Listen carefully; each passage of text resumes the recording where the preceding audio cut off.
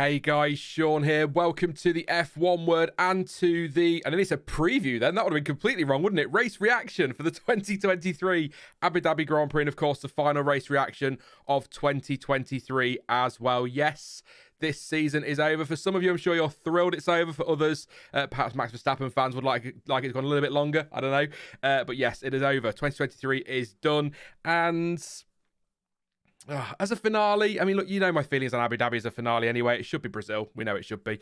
But it was okay. I think there were parts of it that were really good. I mean, a bit of drama towards the end. There's some good action in places. But I think if I was to rate that overall as a Grand Prix, not just the pockets of good stuff that we had, I'd say okay. I think it was an okay race. Not the worst we've had in Abu Dhabi. Not the best either. So, yeah, down the middle for me. Okay, but you make your minds up. Let me know. There's a poll in the chat, as always. Obviously, I'm going to run through the field, as I always do.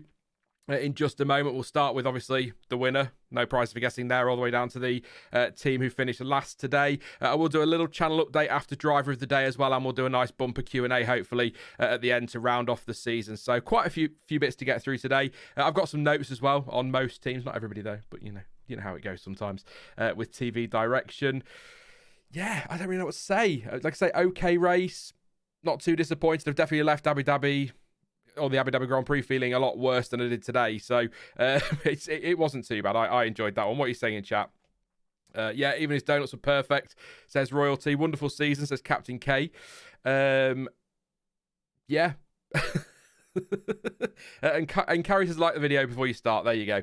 Yes, please do. And thank you to Sad Mariners fan before we start as well for your early super chat there. Says, thank you, Sean, for the great season of content, and thank you, Max, for testing my patience in F1. Hopefully McLaren can build a winner next season. Thank you very much, mate, for your support this season and for your super chat tonight, always, or this afternoon. It's not tonight, is it? Afternoon. Very much appreciated. But let's start with, drum roll please, Max Verstappen, race winner.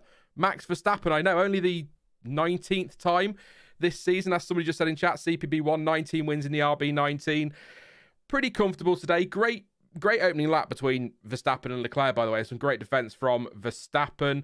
Leclerc he held on around the outside of turn 6 and 7 to Verstappen after Leclerc had gone down the inside, and then held him off on the run to turn 9 as well. And that was pretty much it, wasn't it? He made his pit stops, no issues there. Lap 15 from the lead, rejoining P7. Kind of disappeared up the road. Lap 36, as you can box Checo ahead of me if you want. He was 16.1 clear of his teammate at that point. Leclerc and Coward, of course, already made their second stops by that stage. Made his final stop on lap 43, rejoined fairly comfortably in the lead, 5.2 clear of Leclerc. Ended up in the end 17.9 seconds clear of Leclerc. Yes, Leclerc was doing some stuff at the end, but still that's a pretty hefty gap. Downshift issues is probably his biggest problem during the race. Some brief downshift issues, but they were fixed with some tweaks. And he has been investigated, or the team are, as every team is by the sounds of it, for a pit lane infringement, which is incorrect or improper eye protection. We'll keep an eye on the FIA page. That, I don't think it's worth keeping an eye on the FIA.com, because I think that is going to be a fine for any teams that are found to be in breach of that. So not happy with that one. So, but nothing. I don't see a sporting penalty for anybody for that. And if all the teams have been summoned, then they'll all get sporting penalties, so nothing will change anyway. So there you go on that one. Not much to say on Max Verstappen today. Pretty comfortable, apart from his first lap battle with Charles Leclerc, which was a lot of fun. I just wondered if maybe that could go on a little bit longer. We could have had a cracking battle, but wasn't to be. And I kind of feel like today's race, actually, I was thinking I was about halfway through, it sort of it sums up the season really nicely. Behind Max Verstappen, there was a lot of fun. Behind Max Verstappen, there was action. Not as much as at some races this season, but that's where all the action was, behind Max Verstappen. And that kind of, for me, really summarises this season perfectly, to the point where I might not even bother with any off-season reviews or roundups, because there you go. Behind Max Verstappen, lots of things happened. And that's kind of sums up the season quite nicely. So there you go. Not a dig at Max, because he's just been absolutely superb this year. What is it? 19 wins. Is it 20 pole positions? As Captain K just said, 1,003 laps in the lead. Now third most winningest, I hate that word, winningest driver in F1 history. Just absolutely unstoppable. 20 podiums as well, 21 podiums. 21, wouldn't it? Yeah, so what can you say? We'll be saying it all season. We'll say it in the off-season as well, but congratulations to Max Verstappen for title number 3. A comfortable season, 575 points on the board. I can't even do the maths. Big gap back to second place. Unstoppable. Absolutely unstoppable. So, and got to give credit to Red Bull as well. In the Constructors, 30 podiums, 14 poles, 21 wins, 860 points. A fantastic car. This is a season that a lot of people aren't going to have enjoyed, but I think, apart from Red Bull and Verstappen fans and people like me who really enjoy this kind of other side of Formula One, yes, we want to see lots of action and drama, but you've got to appreciate what they've done there, and it's going to go down as one of the greatest seasons of all time from a team perspective in terms of domination, isn't it? So, statistically, I think it already is. But to watch, you could argue McLaren finishing 1-2 and 1-3 a bit more. I don't know. It's impressive. Sergio Perez and the other Red Bull. Bit of a mixed day for him. Started down in 9th place, made his way up into 4th place. 5-second time penalty at the end for an incident with Lando Norris, which I don't know what you think in chat. Let me know. Apparently, Perez has been summoned to the stewards as well, by the way. I'll have a look and check that in a moment and see what goes on there. But, yeah, it's I think the best way I can sum up that penalty for Perez is I've seen them given and I've seen them not given. I hate the football analogy, but you totally know what I mean by that. We've seen worse than that not given, and we've seen less than that also given. So when you watch the onboard, Perez, he's turning in. There is a split second where he opens up the steering wheel just a very tiny bit, and it sort of sends him understeering wide. No blame at Lando Norris's door. He leaves an absolute ton of space. There's not anything Lando Norris can do in that situation. And I think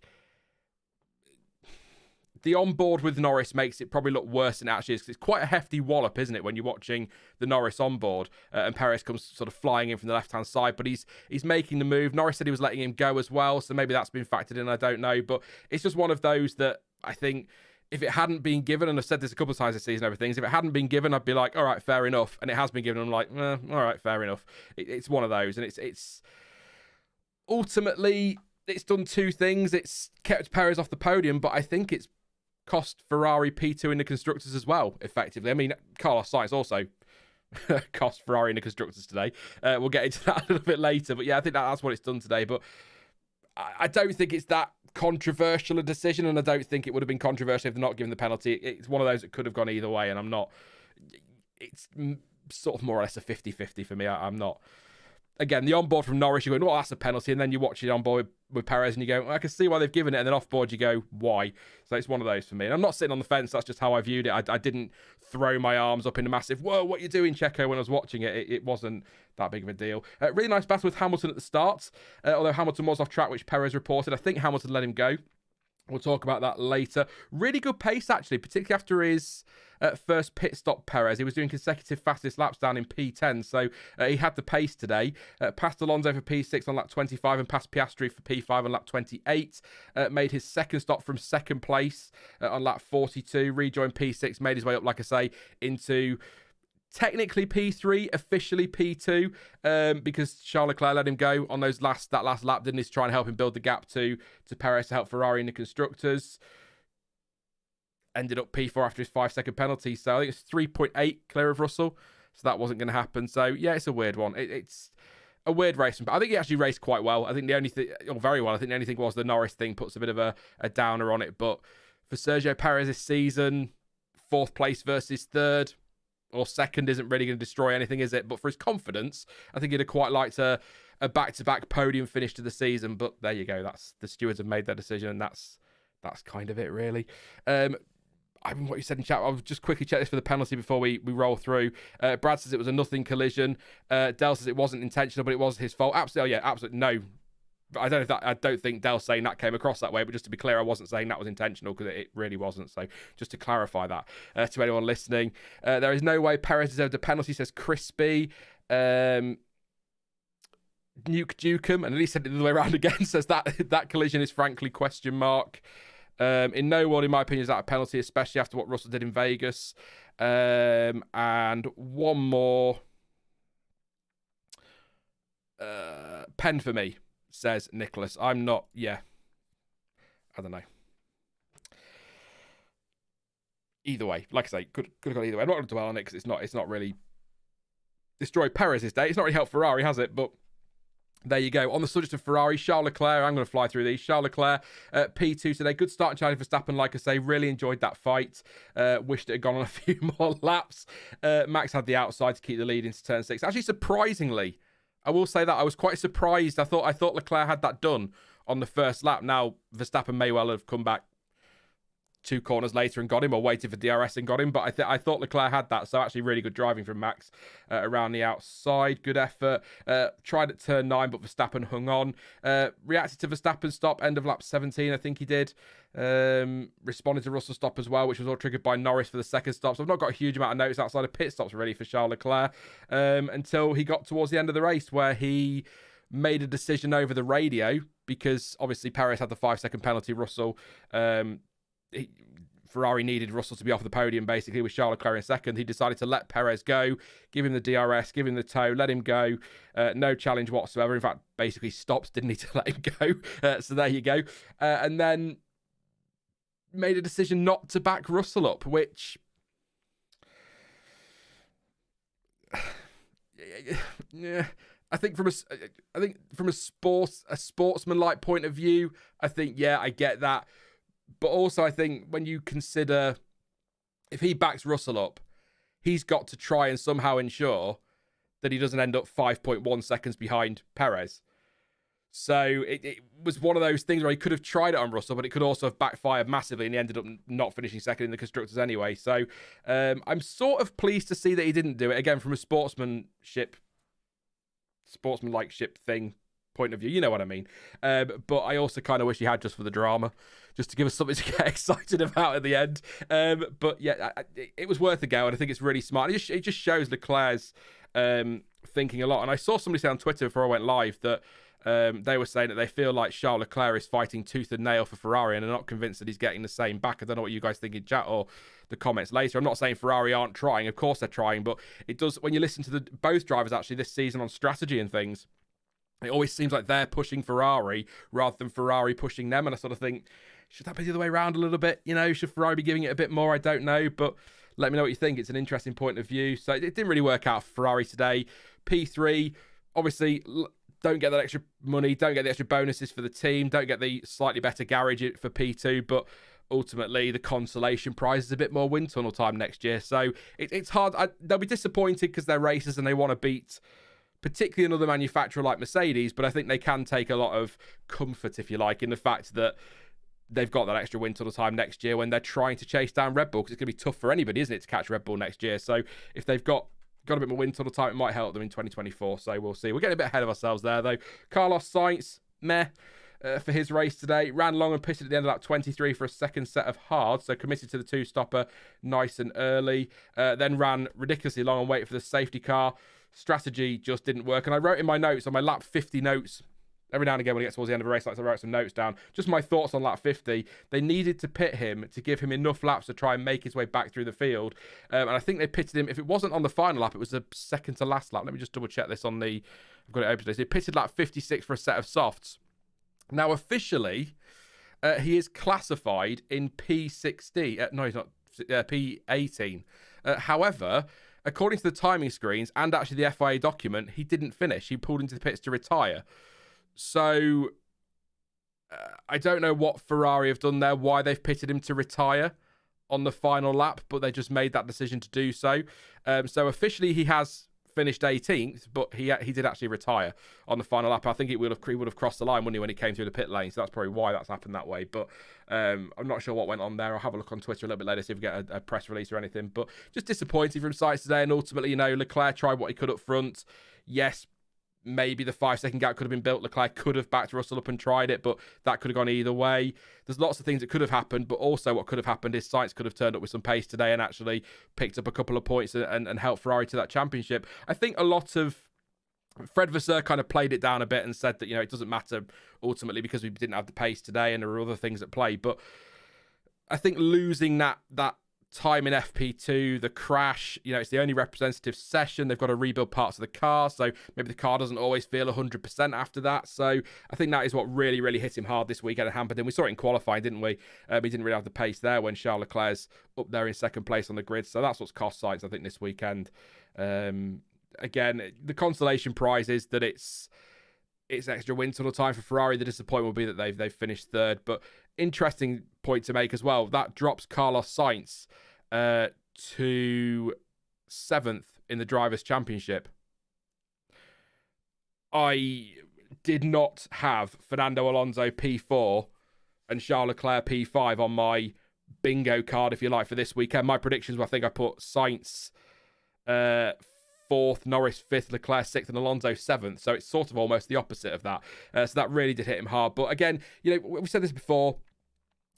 Pride's at play for the Drivers' Championship when it's not the World Championship, and maybe some contractual bonuses as well, but it's not the end of the world for Sainz. But that I did not expect Fernando Alonso P4, and those fantastic drives towards the start of the season is what has got him there on countback. So that just, I think that's a really good example, actually, just making that point of how important it is to remember that those early races don't feel like a big deal sometimes, especially with the season being so long. The team sort of played down now. It's a long season, but it's those early results that have got Fernando Alonso P4 this season. So on countback, so well done to him. We'll get to that in a second. But yeah, just disappointed with Sainz today. I like I said, I think that practice crash has really hampered him.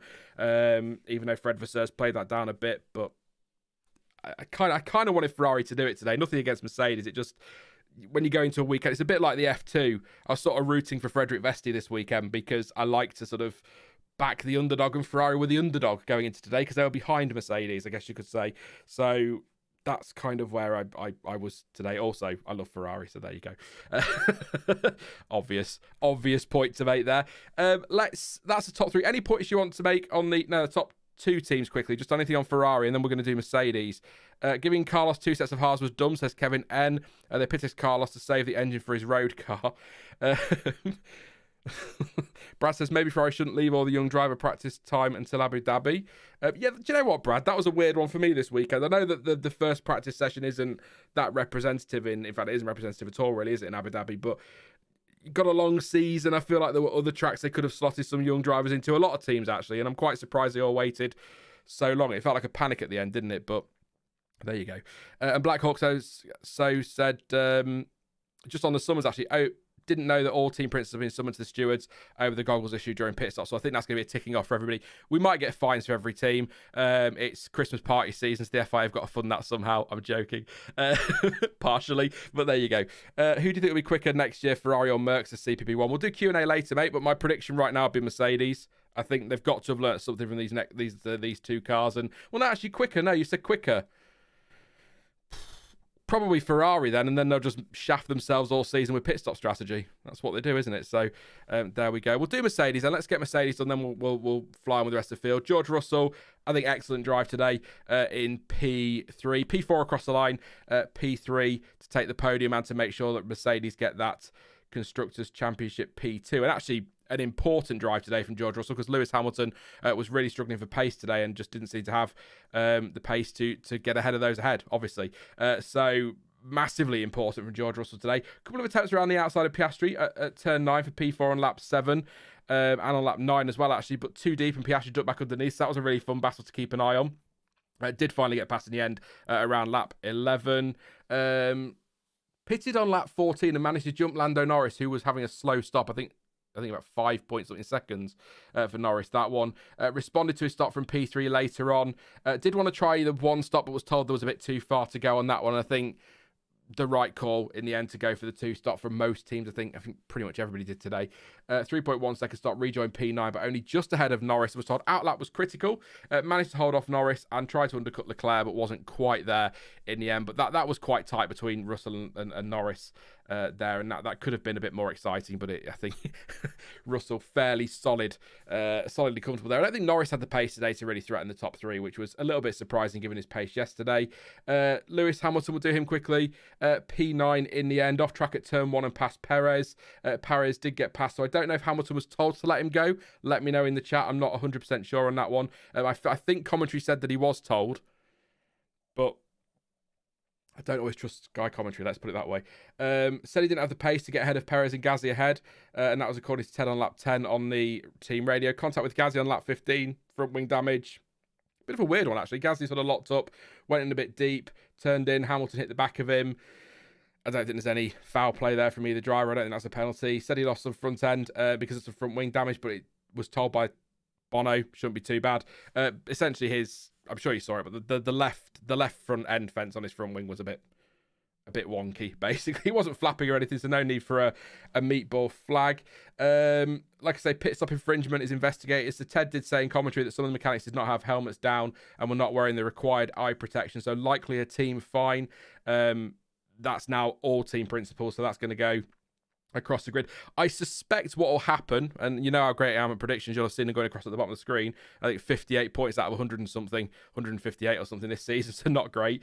But it's possible that what will happen is, because it's everybody, it'll just be we need to stamp this out next season. Next season we'll start handing out fines and things like that. So I don't expect. I mean, they might give a €1,000 fine to every team. We'll see, but I think probably just ticking off for everybody and don't do it again. Last lap attempt, by the way, by Lewis Hamilton on Yuki Tsunoda. Had to go into turn 9, but just went in quite hot. Slid wide, and that allows Tsunoda to tuck back in, which is how Yuki, who was brilliant today, by the way, finished in P8, just ahead of Hamilton, 1.3 seconds. So, yeah, I think George Russell, really strong today. Critical drive, important drive. Like I say, did a fantastic job to get that. As that car, what on earth was that? Anyway, sorry. I'm right next to a main road, and some of the noises sometimes I sort of go, what is going on out there? But there you go. Yeah, like I say, great from George Russell today. Disappointing from Hamilton, the pace wasn't there, and I think we'll never know. We'll never know. It's all hindsight and that. But, you know, Sainz has a better race. That 9th place today for Hamilton could have been, well, it could have been 10th if Sainz ahead of him. Would have been a disaster, wouldn't it? So Russell did everything he could today, and I think he deserves a lot of credit. And some good racing as well. It was fun to watch those battles between Mercedes and McLaren, and Perez coming through, and others involved as well. Alonso sort of involved, wasn't he, from time to time? So I enjoyed that one. That was good to watch. I think it's easy to say Ferrari strategy is bad strategy from this race, but I don't like how much they let drivers steer strategy, says Crispy Cooler. Yeah, but sometimes I wonder if Ferrari drivers need to steer strategy because the team don't. I think I sort of agree with you, but I'd word it in a way as saying that the drivers shouldn't have to be getting that involved, if you follow me. So that's my take on that. I've said that before, though, so there you go. I'm glad Russell got on the podium, says CPB1. Only his second of the season, which was a big surprise. I've got those stats going around all the time when I do these streams, but I was quite surprised at that one when he said that after the race. I could have sworn he'd had a couple more, but no, only 2 this season. Just double check if there's anything I've missed here. Stefano going to party hard like Toto a few years ago, says Lee. I don't think there's much more to add to that. Is there? Like I say, it's not been the most dramatic of races, but an intriguing race is what I'll go with there. But good, yeah, I guess good to see. Good to see George up there, I think, to finish the season on a high. Royalty Sussex, by the way, don't take Jack seriously. Jack's a bit of he's cheeky. He's not serious with those comments. He's doing it to poke fun at people.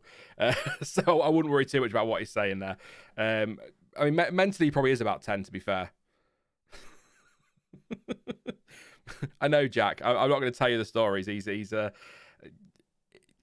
lad. That's all I'm going to say on Jack. Let's do the rest of the field then. Like I say, as always, if I've missed anything or anything like that, we'll come back to it in Q&A. I'll keep an eye out for press releases. We'll keep an eye on the FIA, and we'll go from there. But I just want to fly through the field because it's the last one of the season now. So McLaren, 5th and 6th today. Lando Norris in P5. And who's his teammate? Oscar Piastri, goodness me. He was P6 today. First of all, fantastic qualifying yesterday from Piastri. Saturday, yesterday. Really, really good drive. And actually, I think Norris had a shot at, I want to say pole position without his mistake, but that final sector, Red Bull been quite strong in there, haven't they? So maybe he would have been front row, but I think he had a better lap in than P5, absolutely. But great drive from Piastri yesterday in qualifying. Not such great pace today from Oscar, though. Passed by Norris and Russell by the end of lap 11. I think there was team orders, weren't there, down at McLaren? I'm not 100% sure. I don't know if we caught a replay of that one, but very, very... I don't want to say disappointing because he still finished P6 and he was only in quotes 7.2 behind his teammate, but from P3 and what we've seen from McLaren this year, I thought there'd be a bit more pace in there, but it didn't really work out for Piastri today. What have I got in my notes from him? Pitted end of lap 13 from P4 to possibly come off Alonso. Rejoined just, and it was just ahead of Alonso. Very close. Little lock up at turn 16 with Alonso right behind him. Held him off, though, through the second DRS zone and up to turn 9. Norris. What can I say about Lando Norris today? Pitted end of lap 14, slow stop 5.1. That cost him today. 2.8 behind Perez. So you could argue, well, if we take it literally, you take that 5.1 and stick it there on the 2.8. Couple of seconds there, lost 3 seconds maybe. So perhaps he could have been one place higher. We'll never know, of course. Lost a place to Russell, who pitted at the same time because of that slow stop. Made his second stop at the end of lap 33. Much better stop, to be fair, about half the time. And rejoined just ahead of Ocon in P10 and then drove well to get into P5 through pit stops and everything else. So not a huge amount of notes on McLaren. They were having one of those races where they were, what do I like to call them? I forgot what I called them. Those ones where you've got a group of cars all in a battle and they're sort of always in and around that. But obviously we talked about the incident with Perez. I don't put any blame on Norris's door there whatsoever. He can't leave any more space for Checo than he did. That's sort of it for McLaren. I just think both of them drove well all weekend. Norris was the better driver today. Piastri didn't have the pace that I was hoping he was going to have, and that's kind of it, really. And I think McLaren, to kind of review their season, if you like, you've got to say, not even a season of 2 halves, because that update came in Austria, but getting on for a season of 2 halves. I mean, when you look at where they were start of the season to where they are now, I mean, wow, I don't think anybody predicted a 4th place finish in the standings after the first sort of 6 or 7 races. Yeah.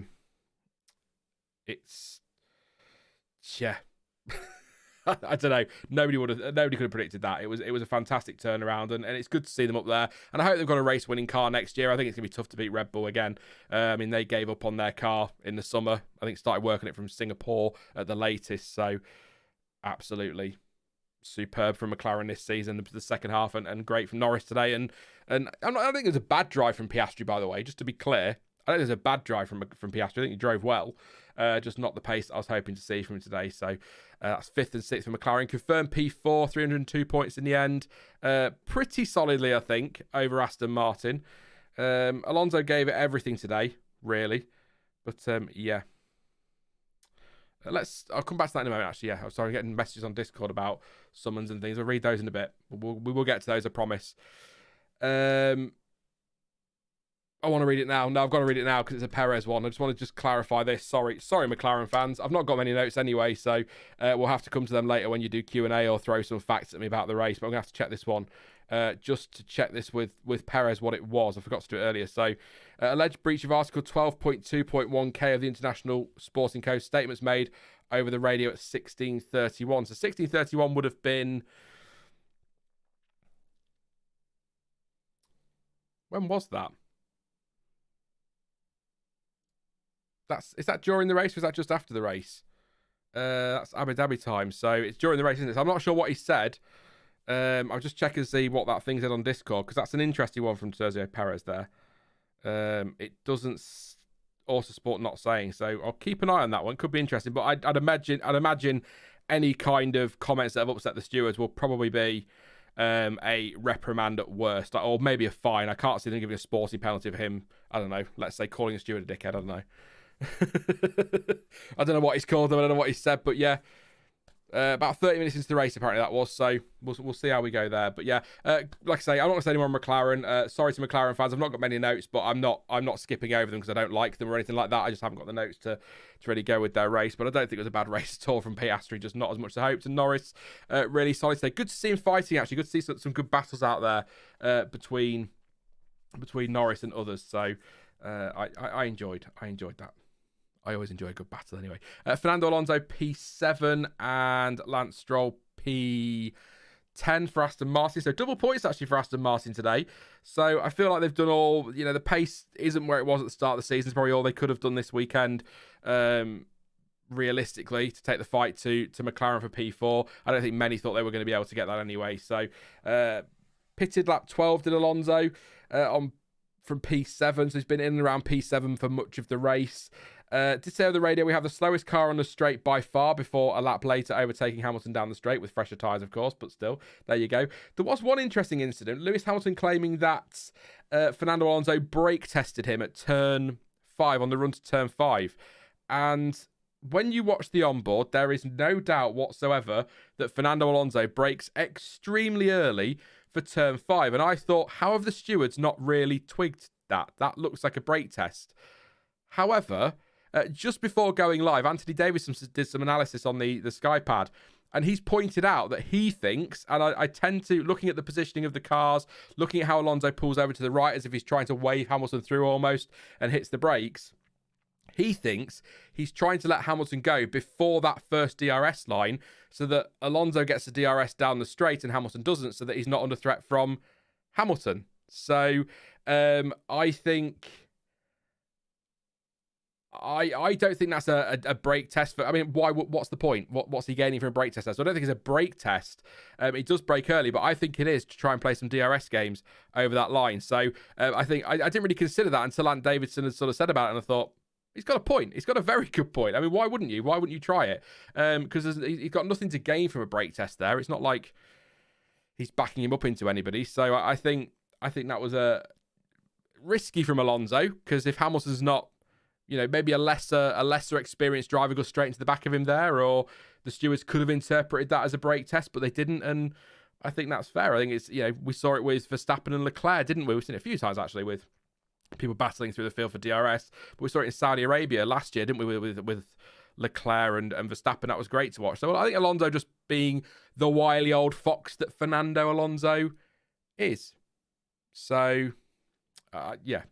That's I don't think it's a brake test. I think it was some DRS games, but good drive from Alonso today. Like I said, I don't think there's much. The pace isn't in the Aston that we had at the start of the season. Yes, they've been a bit more resurgent towards the end, but I don't think when you look at all 20 cars officially finishing, he's got 2 Red Bulls, he's got a Mercedes, he's got 2 McLarens, a Ferrari ahead of him.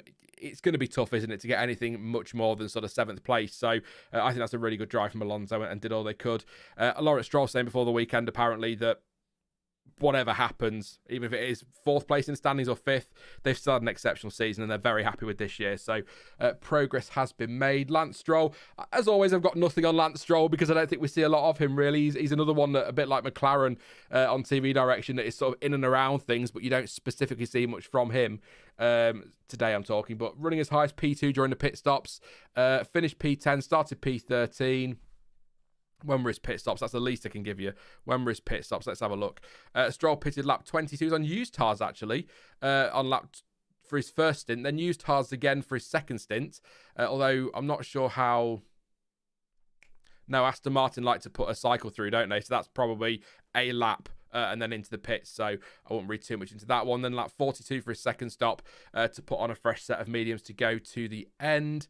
So good stuff from Lance Stroll today is all I've got on that one. Sorry, Lance. P8 today, Yuki Tsunoda, and it was P11 for Danny Rick. So Danny Rick not a million miles away from a point in the end there. Yeah, 6/10 off Lance Stroll. And 6/10 quicker than him on the final lap. So Danny Rick actually in with a fight of a point towards the end there. So another lap and maybe he'd had a go. But still, Yuki Tsunoda, 8th place today. 4 points that, isn't it? So just a great drive. Led through the pit stops. Do you want a stat? I think you would have heard the stat on TV. I wrote it down from Martin Brundle via Virtual Statman. That's only the second time in F1 history a Japanese driver has led a Grand Prix. The last one was Takuma Sato. So well done to Yuki Tsunoda. I think he did 3 laps in the lead today, so well done to Yuki Tsunoda. He, again, kind of a bit like Aston Martin today. He gave it everything to try and get that P7 in the standings for AlphaTauri over Williams, but just not quite enough in the car, not quite enough pace. Everybody finishing. It's always going to be tough for those in the likes of the Williams and the Alfa Romeos and the AlphaTauris and the Haas to try and pick up a point if you've got all the big boys finishing. So I think he drove really, really well today, and I think he's a worthy driver of the day.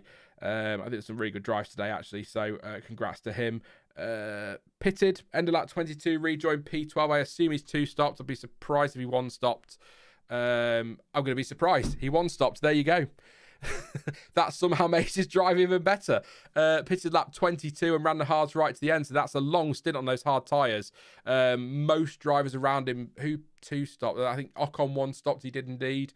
And Bottas 1 stop, so only 2 other one-stoppers. So well done, Yuki, for making that work. That's some excellent time management. So well done. Really impressed with that. That's doubly impressed now for Yuki Tsunoda. Like I say, Danny Rick, P11 today. Just about 6/10 off of a point. Early on, had a tear off, stuck in one of his front brake ducts, suspected. Pitted lap 7 to have that removed and some new tyres. All good from there. Some good team play as well by Alfa Tauri. Tsunoda being let go by Ricciardo on lap 26. That was team orders because Tsunoda was quicker on a different strategy. And a lovely move, actually, around the outside of Logan Sargent at turn 9 on lap 41 for P14 from Danny Rick. So, again, nice and racy from Daniel Ricciardo today. Great drive from Yuki Tsunoda. I think they'll be disappointed not to be P7. The money, of course, would be nice, but actually, is the wind tunnel time in many ways more valuable to drive to the teams towards the back of the grid than it is? I mean, they get a lot more wind tunnel time anyway, don't they, being that low down, but I think AlphaTauri are in a great position for next season. 3 points shy of P7 will hurt with it being so close, but I think they've been resurgent this year. They've got on top of the car. They're moving back closer to Red Bull next year. I think they're looking they could be a serious contender to the likes of Aston Martin, Alpine, and those ahead. So we shall see. Ted just reported that Perez said on the radio, basically he called the stewards a joke for the penalty and said it's all a joke. Says Black Hawk. So, okay. I mean, is that bad? We've heard worse directions at the stewards and nothing gets said. So that's a bit... Yeah, maybe the stewards are just preempting a really boring winter and they need something to do for the next few hours and get some fines out there and, get some more booze on the table at the Christmas do. That's all said tongue-in-cheek. Because FIA are not for profit, aren't they? They're effective. All their money goes into their initiatives, like their road safety campaigns and things like that. So it's a tongue-in-cheek comment, but it's always after Abu Dhabi. There's always some that make you go, okay, that's an interesting one. Not heard that one before, but maybe they need some money. Well done, AlphaTauri today. I guess commiserations on not finishing P7. I think Williams didn't have the pace today, so it's kind of, they'll be disappointed with that. But I think when you, like I touched on, when you're an AlphaTauri, when you're a Williams or an Alfa Romeo, and you've got a race like today where all those cars are finishing, you sort of need a bit of drama to get you that P6 that you need or whatever. So that just didn't come. So I think they did all they could today. So well done to them. And what a turnaround this season too. Where do we get to? So Esteban Ocon, P12. Alpine. Yeah, Alpine. I'm having a moment. Oh my God. Esteban Ocon P12. Pierre Gasly in P13. Ocon. I think that the big story here at Alpine, if we're going to do it that way, is the undercut. Ocon on, I think it was Ocon and Gasly, wasn't it? Because Gasly was on the radio not happy at all. So Ocon pitted lap 15, Gasly pitted lap 17, and that put Ocon ahead of Gasly. And Gasly wanted to know on the radio why. Why did they make that decision? He didn't understand why they made the decision to undercut. The team didn't really explain it to him. So he wasn't happy. Team didn't really explain it. And that's probably the big talking point. Just say why are we so slow? Why are we losing time? I'll get to that in a second. There was a reason behind that one. He's another one under investigation for pit stop infringement. The team rather than him. Did get the first call for the second stop, but was slow on the right rear at 4.1 seconds. But as it turns out, Esteban Ocon didn't pit again anyway. So I assumed when they brought Gasly in on lap 32, they were going to reverse the undercut and try and get Gasly ahead of Ocon to try and even things out. But Ocon went and one stopped in the end. Rather than two. But Gasly was only 4 seconds behind his teammate and a second a lap quicker on the final lap. So Gasly was quick on that second set of tyres, which is kind of expected, I suppose. But yeah, we've seen a few times this season, haven't we, with Gasly and Ocon, some interesting decisions by the team that's not gone down well with the drivers. So it makes you wonder going into next season, if they're closer, which you'd hope they are for their sake, closer to the likes of Aston and McLaren in the battle for P4, how costly that could be if those two start getting a bit grumpy with each other and they're not happy with the way the teams are doing things and there's bumping wheels, and it could be quite costly. They might need to just sit down over the winter, Alpine, and just sort themselves out and make sure they're not... I mean, unless they are... I don't think they're prioritising Ocon, but make sure they're not prioritising a driver over another driver, and I don't know. it's just all very weird. And for a battle with Alpine, with them being pretty much comfortably in P6 all season now, they've not really been threatened, have they? It seems odd to be doing things like that, but there might be a reason. I'm sure I'll have a look at press releases in a bit and see what they say, but it was an interesting call. I've already kind of touched on it, we'll mention it again. The other big moment for Gasly in the race was the lock-up at turn 6 when he went in a bit deep, went a bit wide, and then Hamilton kind of tagged his rear as he came back across. So again, I don't think there's anything in that. I don't think that's it's not a brake test, it's a lock-up. It happens, doesn't it? And I don't think Hamilton can do anything to stop the car. So a bit of a tag there. But then that radio message came in: where are we losing? Why are we so slow? And was told there was a bit of car damage at the back as a result of the contact with Hamilton. So that cost him some pace at that stage. But he was still, like I said, was rapid towards the end versus his teammate, a second lap quicker. So obviously that's the tyres, but you know, he still has some pace in there, so that's good. But yeah, just a bit of a weird one. Bit of a weird one for Alpine today, but again, not the first time we've said that one, but it's no points. That's the biggest talking point, I guess, for them in many ways, but P6 in the standings, they were never under threat this weekend. They were never under threat. They haven't been for a while, so, and they're under no danger of threatening anybody else, so that's there you go. Just going to look at chat quickly. I know I announced that, just for anybody watching later, if they wonder why I go quiet and sound like I'm reading through something.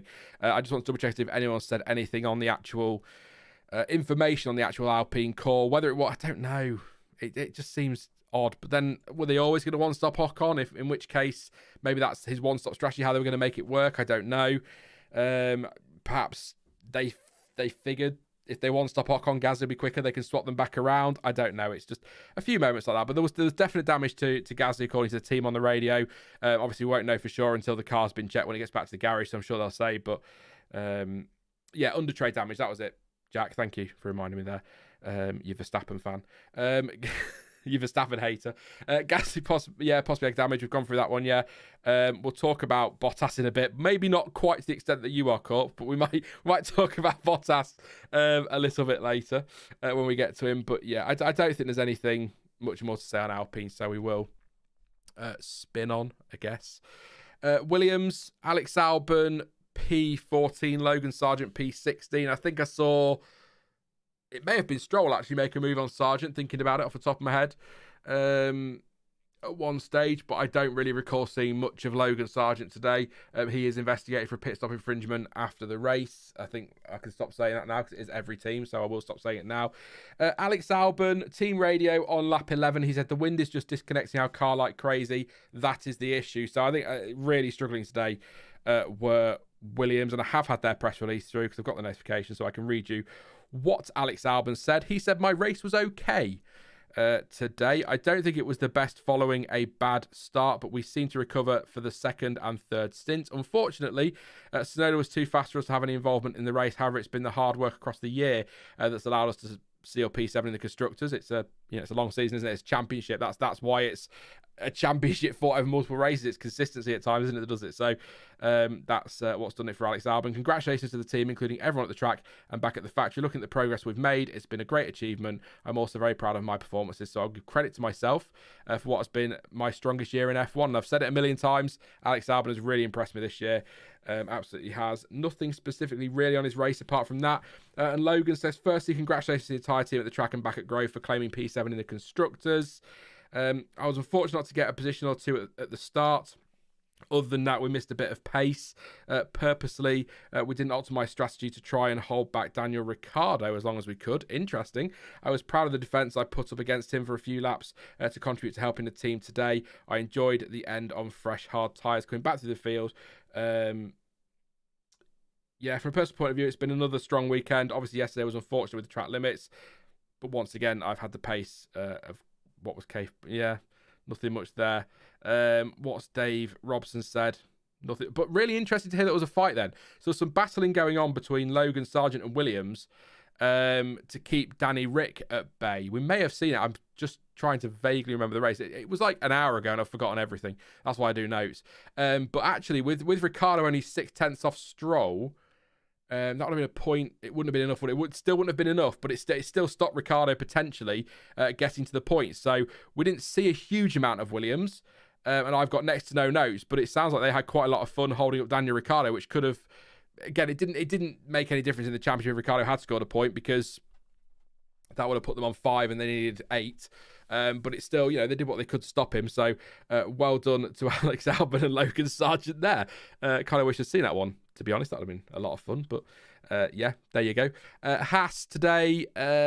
Anybody surprised to see Haas struggling on race day? That's the story of their season, isn't it? Decent in qualifying. Hulkenberg started in P8. Magnussen was down in P17. No, Hulkenberg started P8, finished 15th, and Kevin Magnussen 20th. The only thing I have on Magnussen is pitted very early. In fact, I think it was the first at the end of lap 5 for a 3.5 second stop. The replays did show a lock up at turn 12, but it didn't look all that dramatic. So possible flat spot. But it didn't look like one of those that would give you a flat spot, but then I wasn't driving the car, so I wouldn't know. So whether or not that was just the tyres were an absolute disaster again. I'm going to go to their quotes, and I have a feeling I know what these are going to say. But Nico Hulkenberg says, the positives for me are how I felt this season. My hunger to drive, to be competing in Formula One, to be back in competition. That's been really fun and good. Even with the difficult Sundays, I've been enjoying it. Quite the review of his race there. Didn't even mention it. Thanks, Nico. I'll go to the full quotes in a second. K-Mag says, can close the season now, look forward to next year. Started the year okay, lost out in the development race. It's going to be a big winter for us. Yeah, I'm going to just go and have a look, see if they do talk about the race in their full quotes, because they usually just put the snippet up from the race, but let's see what... So Kevin Magnussen said, the only positive today is that it was the last race. Wow. We can close this season now. I love K-Mag. And look forward to next year. It's not been a good year for us. We haven't developed at the rate we should have, or at all. We started the year in an okay position, but we lost out in the competition. We said that one, haven't we? And Hulkenberg just says the positives of the season. We've been through that one. Today was the story of the season, which is what I was going to say, actually. We just don't have enough pace. Degradation wasn't necessarily the problem today. It was just pace. We couldn't keep up with the faster cars. We've put it to bed now, and hopefully we'll have some better tools next year. And Gunther Steiner, anything on the race specific? We've got a race team which is always ready to race, and a team wants to race. Yeah. Basically, Haas's review of their weekend is, thank God it's over, see you in Bahrain, which is quite fun. K-Mag for me, he's in that box of the old school drivers with PR and things. He just says it, and if it upsets people, tough. But yeah, that was true. Kevin Magnussen's endorsement was super cute, handing his gloves and putting his visor down. Yeah, that was a nice, wholesome moment in Formula One, wasn't it? Quite sweet to see that. I think his daughter's at quite a few races, isn't she? So she always seems to be at the season finale, so that's good. So there you go. Positives for Magnussen's race. He's training his daughter to get into Formula One, which is good stuff, and it's over. There you go. For Nico Hulkenberg and Kevin Magnussen, that's about as good as it gets. And last, and I kind of feel like very much least today, Alfa Romeo.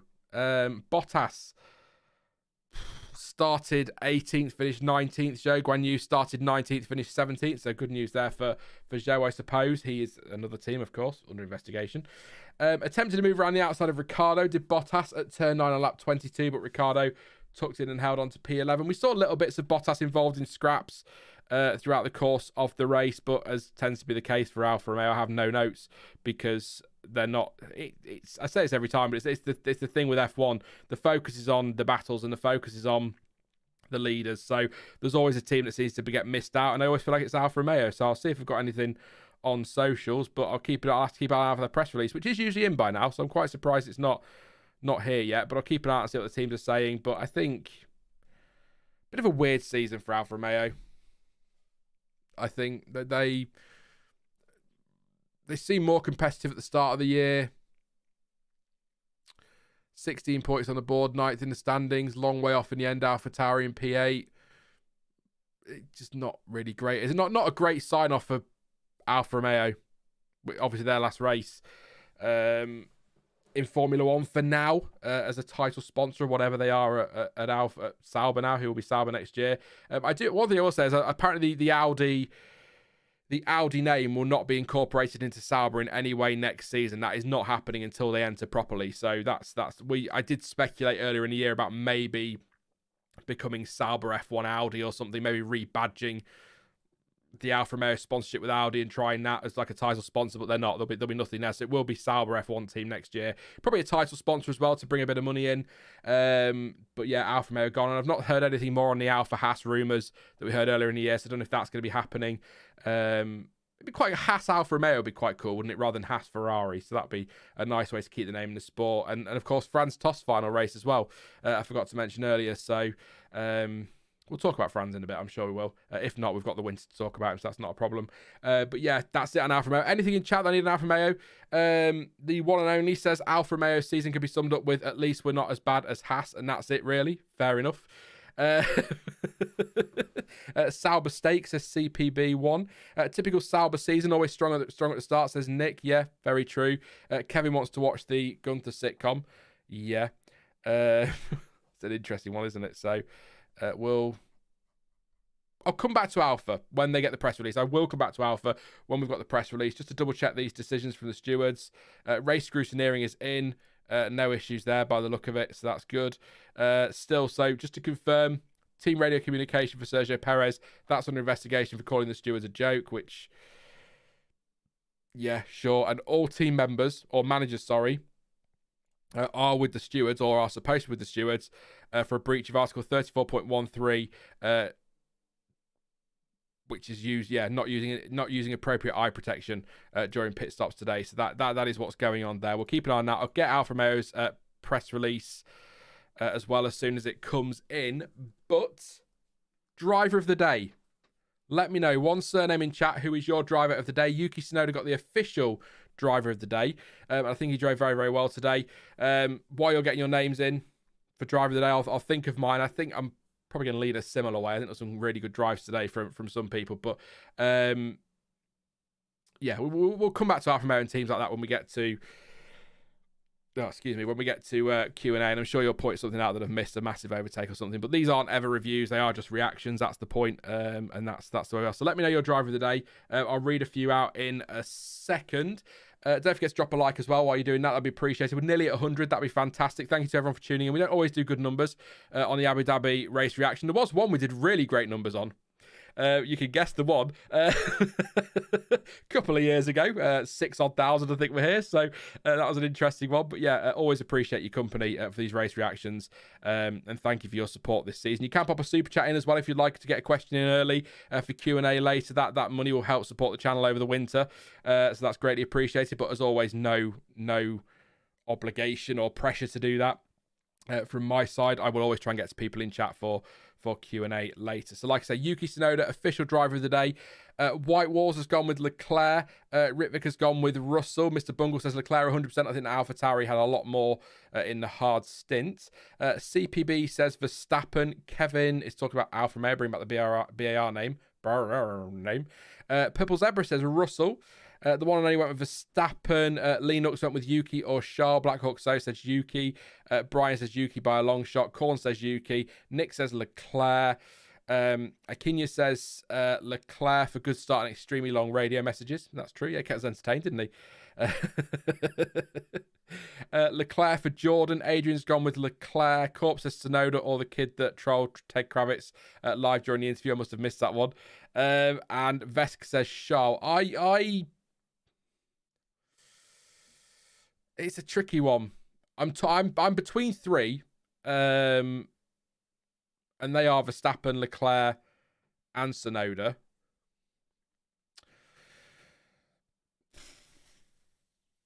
I hate doing this. It's so hard not to say Verstappen. Fought off Leclerc early on, drove away, controlled the pace, controlled the race, great tyre management, great pace management. No real dramas, and when he got a minor drama with his downshifts, that was fixed. Cruised to victory, another victory, and just dominated the race like he's dominated the season. So, but you've got Leclerc is brilliant thinking at the end, as Purple Zebra says there, strategist of the day. Great thinking towards the end. Really good drive. Great battle with Max Verstappen early on, so he's got to take credit for that one. Constantly on the radio thinking about things. Yuki Tsunoda was superb. But I'll go Verstappen for all of those reasons I said, but also because he's just been so unbelievable this season that I want to round the season off with a Verstappen. But be clear, if you are a Leclerc and Tsunoda fan, I'm not dismissing them at all. They were fantastic. But can I also give a shout out to George Russell as well? I think he drove very, very well today. Yes, it's only P4 to P3, but Verstappen was P1 to P1 and Leclerc was P2 to P2, so that doesn't really factor in for me. But it was a really good drive from Russell today, and an important drive as well, like I said earlier, to help wrap up the Constructors' Championship. And I can't give it to Perez. A couple people in chat mentioning that, but I can't because he had the collision with Norris and got a penalty. So yeah, that's Verstappen's my pick, but Leclerc, Russell and Tsunoda absolutely getting honourable mentions for me. So a couple more of you have put some in as well. So Kevin says Yuki. Kevin also says Checo made a good recovery, which is fair. Mr. Bungle says, but I think Max was trolling. He had more in the bag today. I felt like that a lot with Max Verstappen this season, that he's had a lot more to give than he actually has. So there you go. Kevin also wants us all to know that he's wearing Yuki underwear today. The more you know. Thank you very much, Kevin. Yes. Quickly, move on. Yes, so before we get on to Q&A, get your questions ready. You can do it through Super Chat, of course. That'd be fantastic. If you want to support the channel that way, you can do it in the chat. I will absolutely come to you, of course I will, in a moment. But before we do that, I want to do my traditional end of season, not really channel update as such, but just to let you know what is coming up.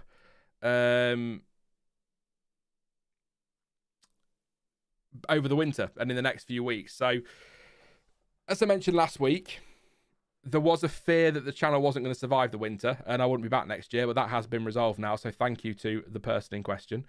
You know who you are. So there you go. That's the good news. We will be back next season for some more content. So first things first, some of you will disappear as you always do for the winter, and I respect that. I understand why. You know, people, F1's a long season, isn't it? You don't want to be watching F1 12 months of the year and YouTube. Some people disappear and I get that, but there will be videos out between now and the new season. So I've got 5 end of season, those waffle videos I do. I never know what to call them. I might just have to call them just waffle videos every year now, but you know the ones I mean. I'll go through each team, give some thoughts on the season, look at some stats. I'm going to sort of group teams together, so we only do 5 instead of the 10 because, you know, 10 minutes YouTube videos, algorithm and all that business, and the channel needs all the help it can get over the winter with stuff like that. So they're going to go out from, there might be one out this coming Thursday, but it might be the following Thursday. But from here, there will be 5 of those out between now and the end of the year, and they will be pretty much every Thursday at 4 p.m. GMT. Hopefully, like I say, starting on November 30th and ending on December 28th with Red Bull. There will also be a live stream next Sunday at 3 p.m. UK time with a look back at the season where we have a good waffle. And I will have a guest with me. And I'm actually quite excited about it. And a bit emotional in a weird way. I will be joined next Sunday at 3 p.m. GMT by the Chamber man himself. Stuart will be here with me next Sunday to look back the 2023 F1 season. It'll be really fascinating to get his insight because we've not had that on the channel this year, see what he thinks of the season overall. So that's your good news for next Sunday. I'll share that with you now. That should get people excited. So I know you've missed him. I've missed him as well. So that's next Sunday, 3 p.m. GMT. Make sure you're here for that one. The week before Christmas, I will be logging off to focus on a content strategy for next season. Yeah, me coming up with a content strategy. And I will be taking a Christmas and New Year break from Saturday, December 23rd until the 1st or 2nd week of January, depending on how bothered I can be, if I'm being honest. It depends how much I'm enjoying me sat on my arse doing nothing. So there you go. 2024, there will be videos, of course, through January and February, usually for sort of the 2nd week. I start on the content again in January. That's through February. But to the big stuff, really, I guess that can all have been summarised, really, by Chambers back next Sunday, and there will be content between now and testing. But anyway, I like to waffle. So on testing streams, as of today, no decision has been made on testing streams next year because it is all going to come down to whether or not I can get any guests on for them, because as much as I love you all and I love to waffle, I can't do 8 hours, 9 hours a day on my own. I need guests there. So it all depends if anyone's available for that. If they are, we'll probably do them. If they're not, then we might have to cut with something else. There will not be individual launch videos because, number one, people just ain't watching them anymore, and number two, these cars are generally just evolutions, aren't they, of the previous year's cars till we get a rules reboots. They're kind of pointless. Might do a roundup at the end of each launch week of the ones we've had that week with some sarcasm thrown in. You know what I'm like. So that'll be that one. So there won't be any launches, but testing hopefully. As for next season, and this is just to clarify, this is on the 28th of November 2023. This could all very easily change. The previews, as already touched on, will not continue in their current format. mainly because as of Bahrain this year, if I was to continue with their current format, it will be at least the 6th year in a row that I've told you the track length at Bahrain. And I think you've already got that. I think you've got that down. I trust you to have that one down. So all of those stats and that, we've been saying them for the last 6 years. So it's time to get something else. There will be something pre-weekend. I don't know what it'll be, but it'll be in a different format and probably no tyre talk either. So that's going to be some angry people in chat. But I guess the ultimate point is the channel evolved a lot in its first couple of years and it's done nothing since, so it needs to evolve again, otherwise I'm not going to be doing this in 2025. So it's a big year next year, and that's what I'm going to make sure I go into it with, that attitude, and try and make the changes I need to, hence the content strategy I want to cut with over the winter. This, and you've known this since the summer, I think. We've discussed this a lot on the stream. You've given me your feedback and I appreciate it. As of today, this will be the final race reaction as they are now. So instead of what we do now, I'll be moving them to later in the week, possibly a Wednesday evening, 7 p.m. GMT. I'm happy with a Tuesday maybe. But the reason for that is they'll be more informed because the dust will have settled over the race weekend. We'll have had all the stewards' decisions. The results will be final, which is always a bonus. All press releases will be out. All the driver interviews and replays will be out. I'll be able to make some more comprehensive notes and analyse things a bit more and still be able to enjoy the race weekend, which is important for me because I've not enjoyed race weekends this year as much as I have previous years, and I don't think that's to do with the dominance of Verstappen at all. Again, if you've been listening closely enough, that shouldn't be an issue. So I think I need to just enjoy my race weekends as a fan, so I want to just enjoy those races, enjoy qualifying, and then come to you guys middle of the week after a race and we'll talk about what happened. Very much like this, but ideally with a guest.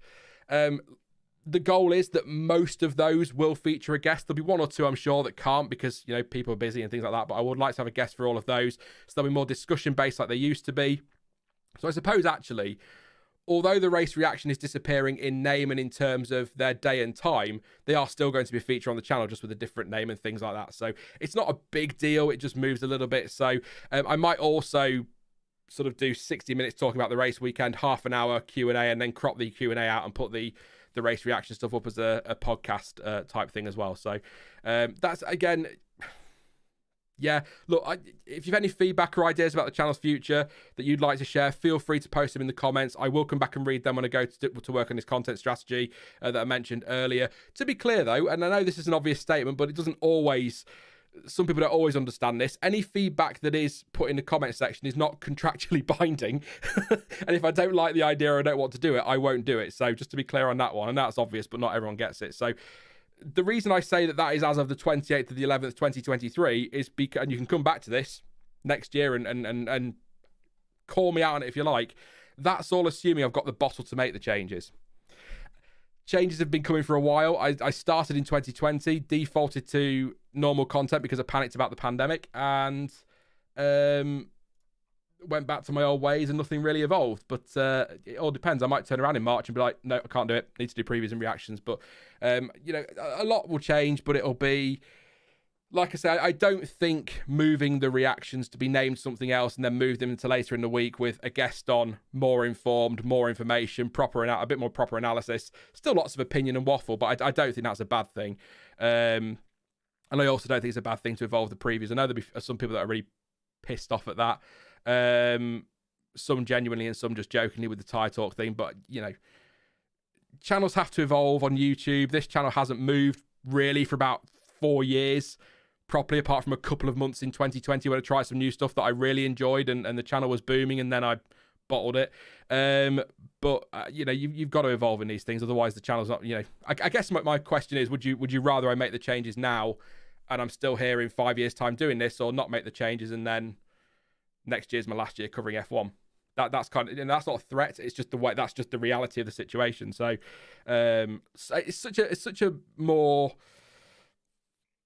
There's just so many more content creators now as well, and standing out is harder. So I want to make stuff that I'm happy making, I'm comfortable making, I enjoy making, but also that keeps a flavour of what the channel's supposed to be still there. I don't want to completely stop doing live streams that we talk about races like this, because that would just be bonkers to me. So so there you go. I think a change is good, but I'll try and make sure that... I mean, don't get me wrong. There might be one of the greatest races ever witnessed in Canada next year, for example. There might be like, I've got to go live straight after the race. There might be little bits like that every now and again. That's But that's the baseline. That's what I want to do. So previews won't be in their current format. They will change. Race reactions will move to the week rather than a Sunday. I think as well, people, some of you are brilliant and you're here every week, but I can understand why people wouldn't want to watch an hour and a half of Sky or F1 TV build up, 2 hours of racing, then 2 hours of me talking shite.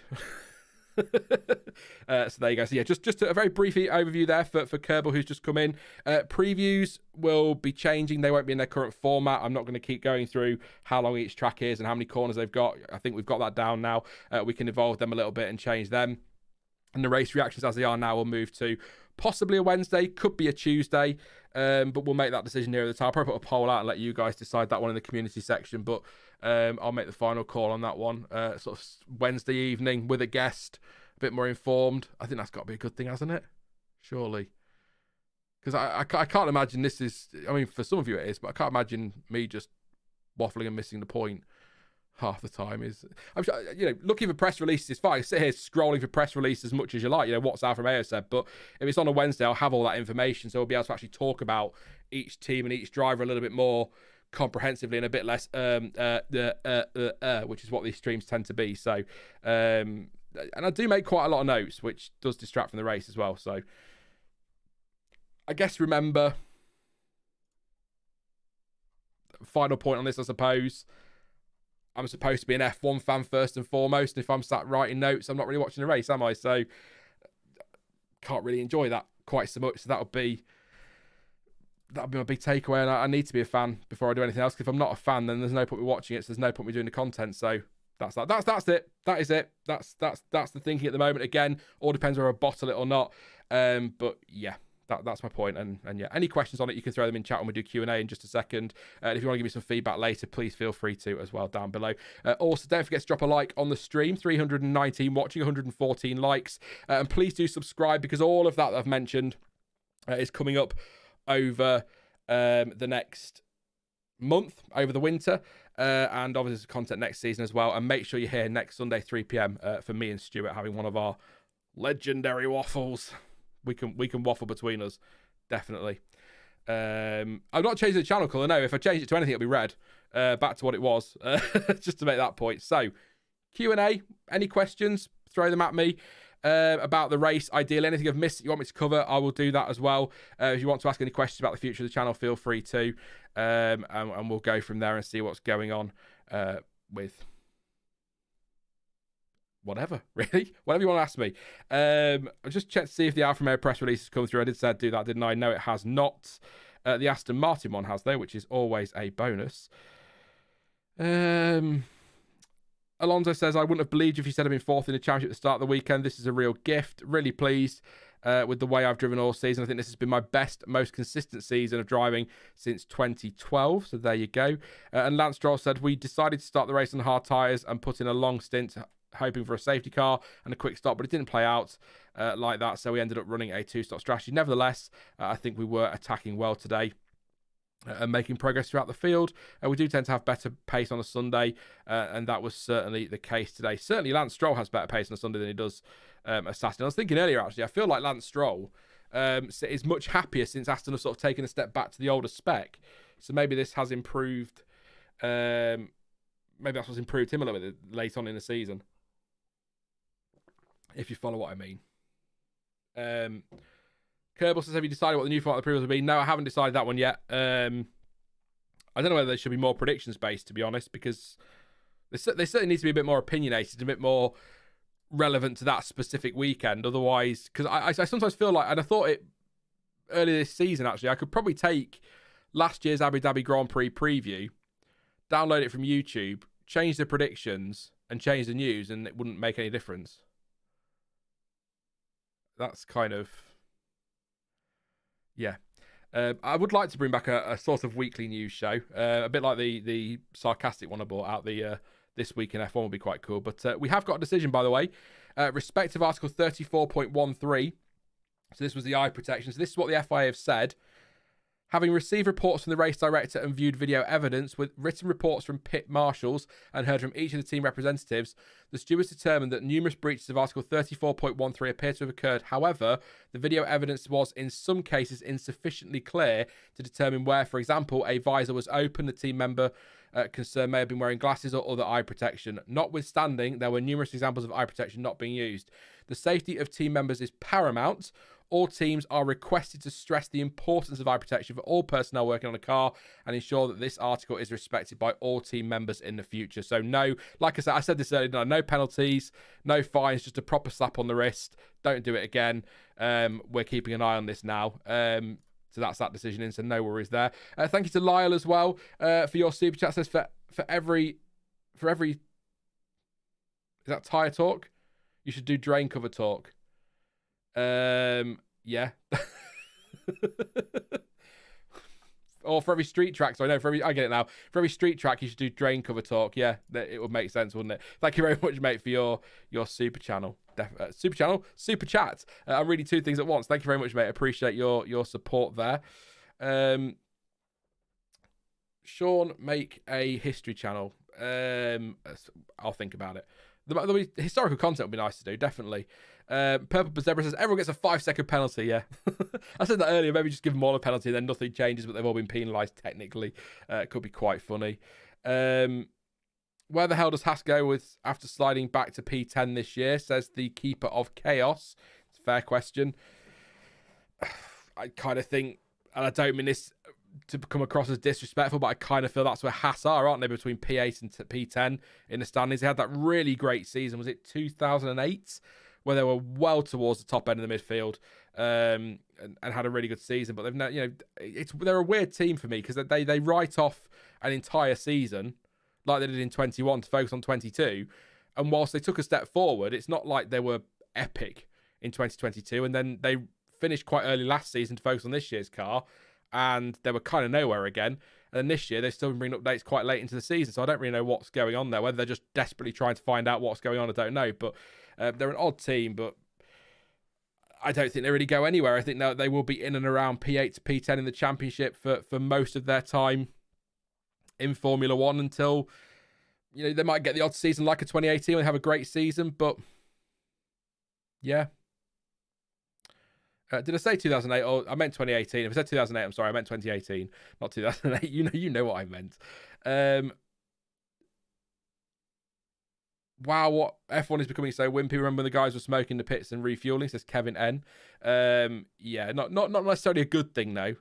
Smoking around fuel.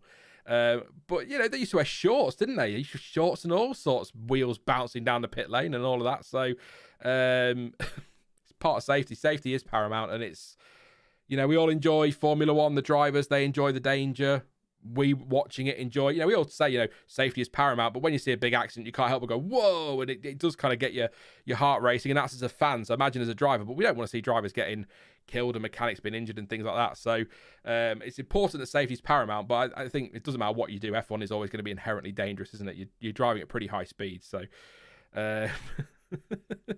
thoughts on the rumours sprints for next year, says Random. China, Miami, Austria, USA, Brazil, Qatar. Oh, for goodness sake. There you go. That's the first time I've read that one. Random. So there's your immediate reaction. Miami, no, that's stupid. Kota was absolutely dreadful this year as a sprint, so I don't know why they're bothering with that. And don't come at me with there were 2 great laps, because I'm not interested in that, because if I wanted to watch 2 great laps, I'd just watch the first 2 of today and then never watch any more. And Qatar wasn't too bad, but by sprint standards, but it wasn't exactly brilliant. But China, why China? They've not been there since 2019. Surely they need all the practice time they can get. That seems bonkers to me. I know the format is apparently changing. There's going to be FP1 Friday morning, sprint qualifying Friday afternoon, sprint race Saturday morning, qualifying for the Grand Prix Saturday afternoon, and then the race on Sunday. And there's some talk about there being no points for the sprint. There's some talk about there being more points for the sprint. There's some talk about a separate sprint championship. So we don't know what you're going to get for doing a sprint, but we know that the weekend format is going to change, if you like, the scheduling. So that's a good thing. But I don't get China. That's a really surprise one to me, because they've not been there since 2019. Not only have they not been there since 2019, the sport, the cars, the tyres have changed dramatically since the last time we were there. So surely they need the 3 practice sessions. I mean, it'll make for a bonkers weekend potentially, but surely you want to give the teams every chance to get back up to speed in China, but maybe you don't. Maybe we do. Maybe we do need them not to have so much practice. Maybe that's a solution to for the FIA and for other teams to counter Red Bull dominance. You know how they like to try and slow the teams at the front a little bit, so maybe that's the answer. I would prefer the 3 practice weekends sessions in China. That seems weird to me. Will you make another retro video like you did for Mandy Core 2004? I thought that was a really good video. Thank you, CPB1. I really enjoy that kind of video, but they don't do very well because this channel, this is part of the problem with needing to make changes. This channel's become too reactionary. It's always having that to an extent, but it's all about the last 5. You know, there's 70 odd years of Formula One, and I talk about the last 70 odd minutes of it. And I think there's a lot to talk about, but they don't tend to do quite well. But I really enjoyed making that video. The point swap as well, that did quite well, but I really enjoyed making that one. Max Verstappen's road to F1. I know the graphics in it are crap, but that's me, you know, self-taught and everything I'm doing, trying to learn new things all the time. But that was a fun video to do, and that did quite well. So I think I'd like to do more stuff like that, but it's one of those things, unfortunately, with it being technically my job, I suppose. I don't like to think of it like that because I don't like to think of it as work, because then what's the point? But yeah, I'd like to do things I enjoy, but I have to look at it and go, is that popular? Is that going to work out? But I suppose that around some of the more unusual content that is popular, it'll grow, won't it, over time? That's one thing to say. So there you go. I do need to do a Stoffel documentary, or at least explain why I love him so much. Actually, I mean, my love for Stoffel Van Dorn is because of you lot. Because you pointed out that I kept saying that I highly rate him, and then that just became a bit of a meme, and then I kind of just started following him way too closely. I'm not like stalking him. I mean, in racing, I'm not actually following him around Belgium or anything. That would be bloody weird. Give the sprint more points and they will drive harder to win, says Kevin N. I don't mind the idea of a sprint championship. And again, I made this point last week with Vegas, and I think most people got what I meant by it. And I'll make the point about sprint championships. The sprint championship will have no prestige whatsoever if they brought it in next year. No prestige at all. 50 years down the line, it will, because that's how something becomes prestigious, doesn't it? So, or prestigious, however you want to say it. So I think it's something that you'd sort of, the first few years, you'd be like, oh, what's the point? But actually after a while, it's something for others to fight for. But then this season, Max Verstappen would have been sprint champion, so it doesn't change anything, does it? So I don't know. You know my solution to sprints. I'm not saying it, but you know it. But at the very least, we need to see the format, the sort of schedule change, and that's what they are doing. I'd like to see more points. I think half-ish Grand Prix points and points down to P10. I sort of think P1, so the winner gets 12 points, 10 points for second, 8 points for third, down to, I think that might work, 10 points, down to 10th place, 7, 6, 5, 4, 3, 2, 1, something like that. So there's more points on the board. Yeah. Jack Chambers says you were the only person in the entire NEC that was excited about a Stoffel replica helmet at Autosport. Yeah, I did buy one.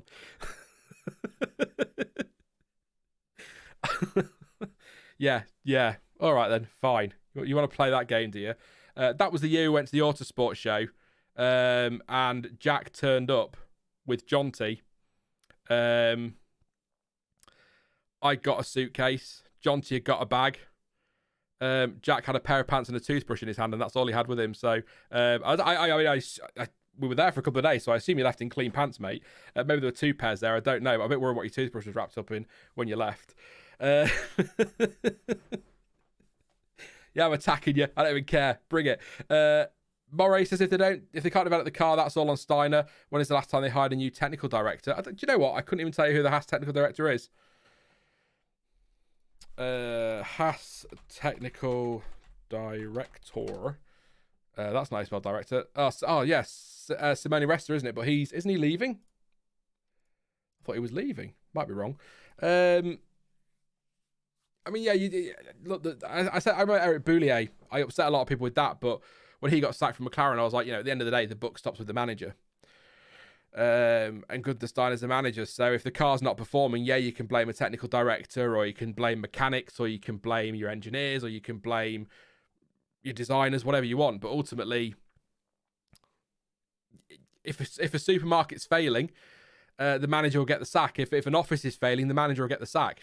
9 times out of 10, ultimately, if it continues to fail, not like one-off, but continuous failures, and you're going to get the boot. And I think Gunther Steiner has got to take his part of the blame in that. But I also sort of think, well, he's obviously doing something right for Gene Haas to stand by him. Whether Gene Haas is just terrified of him, I don't know. Maybe that's what it is. He's just scared. He don't want his door smashed in. I don't know. Let's move on, Sean. But yeah, I don't know. Yeah. Just throwing myself off with a phrase I didn't mean to use. I don't know. I don't know with Haas. I can't work them out as a team. Please do try and sort that out for me, because I just can't do it. Petition to stop start replay before even the DRS is available. It's infuriating, says Corp. I'll tell you what, Corp. Petition to show us overtakes when they're happening rather than zooming in on something behind an overtake that's happening just because they want to show, I don't know, Alonso's nose or something. I don't know. Very weird. Do you think it might be time to change the points awarded to say top 15 because of reliability now? Some of the lower teams have no chance of getting anything, says Black Hawk. So, I'm not against that idea. The only thing I would be against is points for everybody. Because I know, do IndyCar do that? I know IndyCar, I'm pretty sure they do. You'll correct me if I'm wrong, but I'm sure there are many racing series that give points to everybody. But to me, there's not really any point to that. You're there to. I suppose if you finish, then maybe you should get something. But ultimately, you're there to race, and the best drivers and the best cars get the points. So I wouldn't want to see like everybody get a point. But maybe you could extend, 30 points for the win a little bit and bring it down to 15th place, or even just 12th place. A couple of places might just help, because today, 12th place, it's potentially a couple of points for Ricciardo, it's a point for Ocon, so it just gives a couple more places. But top 10 works for me, and I don't think I'd rush to change that, but I totally get your point. With reliability being the way it is now, it's so difficult for those lower teams to pick up anything, isn't it? But at the same time, Haas have got was it 12 points this season? I think that's the most any team has ever scored, finishing last in the standings. So maybe it's not that big of a deal. Alfa Romeo 16, AlphaTauri 25, Williams 28. We've got 6 teams in the hundreds. Red Bull, I mean, God. Do you know, if Checo had been on form today, could have been on form this season? Sorry, that could have been. Would we got to 4 figures? Could you imagine that? Anyway, I'm sure that must be a thing. Hang on a minute. Wait a second. It's 43 without fastest lap, let's say. Times 22, that's 52, Sean. Let's count. Oh, not quite. 946. So you wouldn't have done it, but then you got you'd be close to it. Yeah, that would have been quite amazing, wouldn't it? But anyway, it doesn't matter. Does not matter. Yeah. The one and only says top 15 points would be great. It's dumb that 11th and DNF are basically the same results. Yeah, points-wise, yes.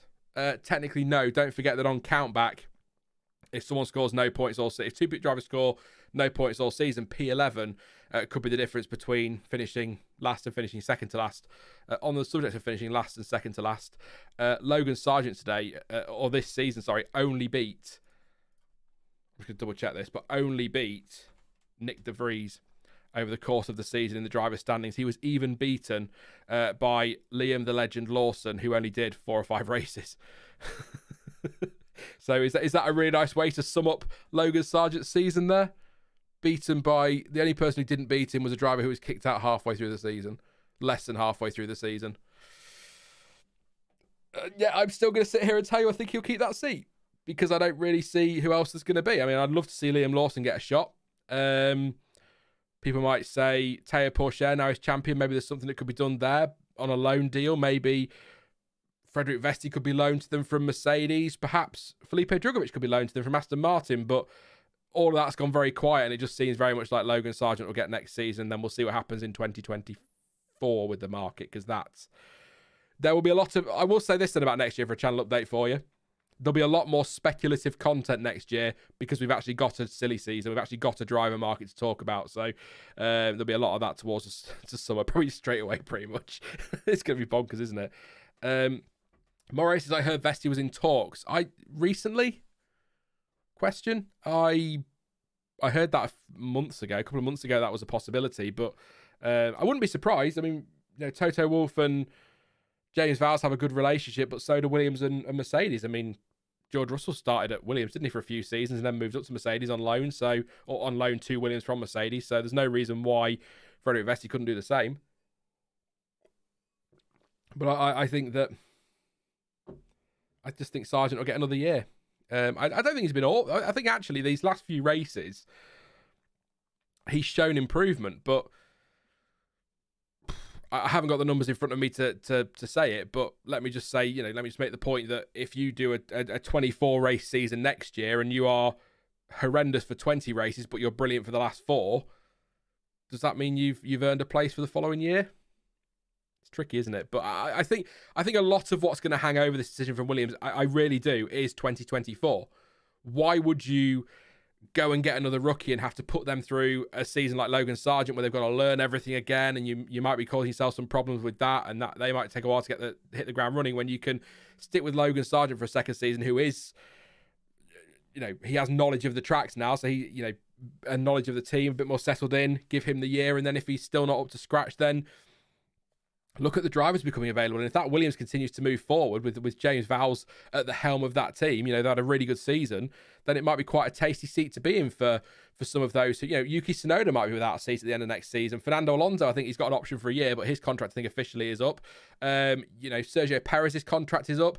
These are drivers that people might laugh at when you link them to a Williams, but if Sergio Perez, for example, wants to stay on the grid and he's not going to be at Red Bull for 2025, then Williams wouldn't be a bad place to be if they keep moving forward. So lots of options there. He brings money as well, so that'd be really good for Williams. So all speculative at this stage, and I'm totally guessing, but I think I don't think that's too bad at all. There's lots of drivers out of contract, actually.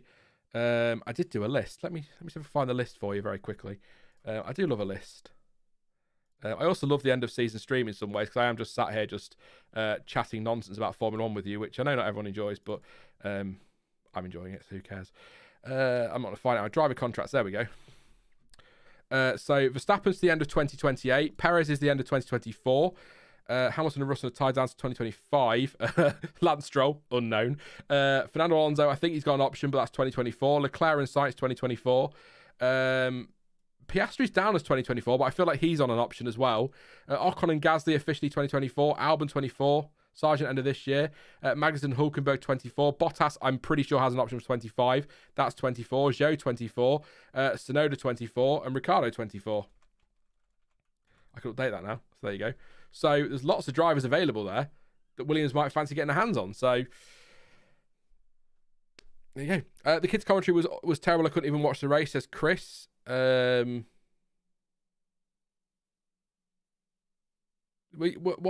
That was on Sky Arena, wasn't it? I think it was normal commentary on Sky Sports F1.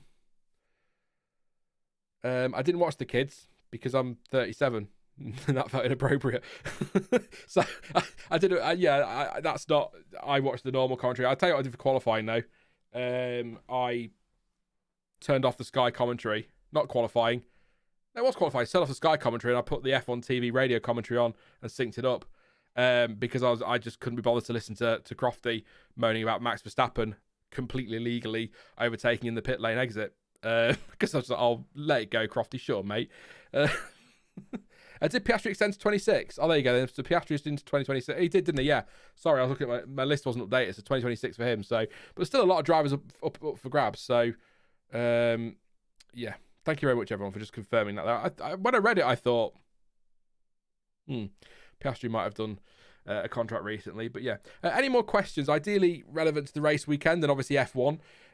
Happy to answer anything F1 related, really, or anything you got about the channel, but would be good to sort of talk about the race. Just check the press release as well. See if, we've got, Asda. Asda want to know if I want to book a Christmas slot. No, I don't. Thank you very much. Fair enough. Still nothing on Sergio Perez. I suspect this is going to be a reprimand and possibly a fine at worst. I'm quite surprised that he's been investigated. But then Sergio Perez, Sebastian Vettel wasn't he, when he had a pop at Charlie Whiting in Mexico a few years ago. So maybe that's what they're going down that road. I do wonder how much some of the international viewers that get the Sky Comms feed get annoyed hearing about a red button that they don't have access to. It's annoying for those who do have access to it, to be honest. Especially in the last race of the season when they're like, new for 2023, you could follow every single driver, and it's like, yeah, it was new at the start of 2023, but we're here now, mate. It's been nearly a year since you introduced that. Thank you very much to AC, member for 34 months. Thank you for your continued support, mate. Really appreciate that one. Says it was Ferrari's P2 to lose. Car had some issues after shunt. Should have changed parts and start from the back. Whoever planned strategy should be fired. Well, the drivers are planning strategy, aren't they, during the race? Thank you very much, mate, though, for your membership and your support. And good to hear from you again. So Ken Schlott says his Crofty's contract up for renewal in 2024. Lol. If Sargent is renewed, this would be the only season every driver is renewed, says Brad. Is that true? I know it's been a long, long time, but I mean, I don't recall when I was watching Formula One everybody staying in their seats, so that would be a surprise. I think it sort of sums it up, really, doesn't it? Really, 2023. It's a year that we will all remember for the stats and the numbers that Red Bull pulled in, but it's not going to go down as a classic in terms, like 2012, 7 races, 7 different winners. It's not going to go down in that kind of way, but it'll go down in history as an incredibly dominant season, and where Red Bull get a lot of praise for what they achieved. And there's anything wrong with that? We still talk about Ferrari in 2004. We still talk about McLaren in the late 80s. So it's not unusual having these periods of domination, so it's not a negative, but it won't be remembered in quite as positively by a lot of people as perhaps it should be. I think we should enjoy moments of domination as well. I know it's hard sometimes for people. If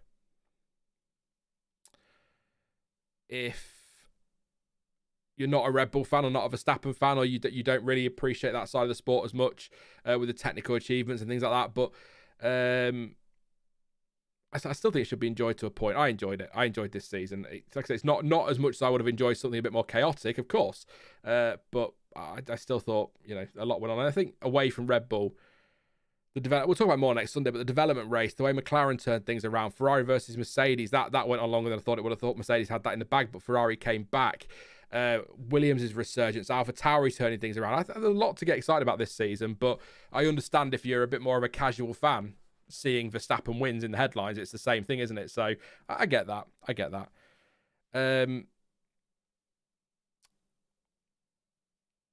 I'm trying not to read 2 conversations. Does it count if Nick doesn't keep his seat? Says John Jones. Ooh, good point, actually. Yeah, that's a good point.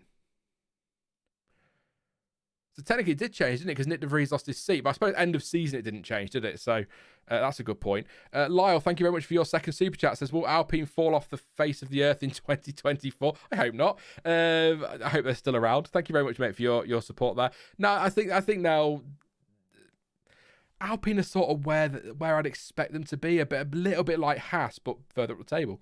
I hope they're a bit more resurgent next year, and I hope they take the fight to those ahead. But if we're sat here in 12 months' time and the table says that Alpine are 6th, I wouldn't be massively surprised. But I think they've got a good driver lineup.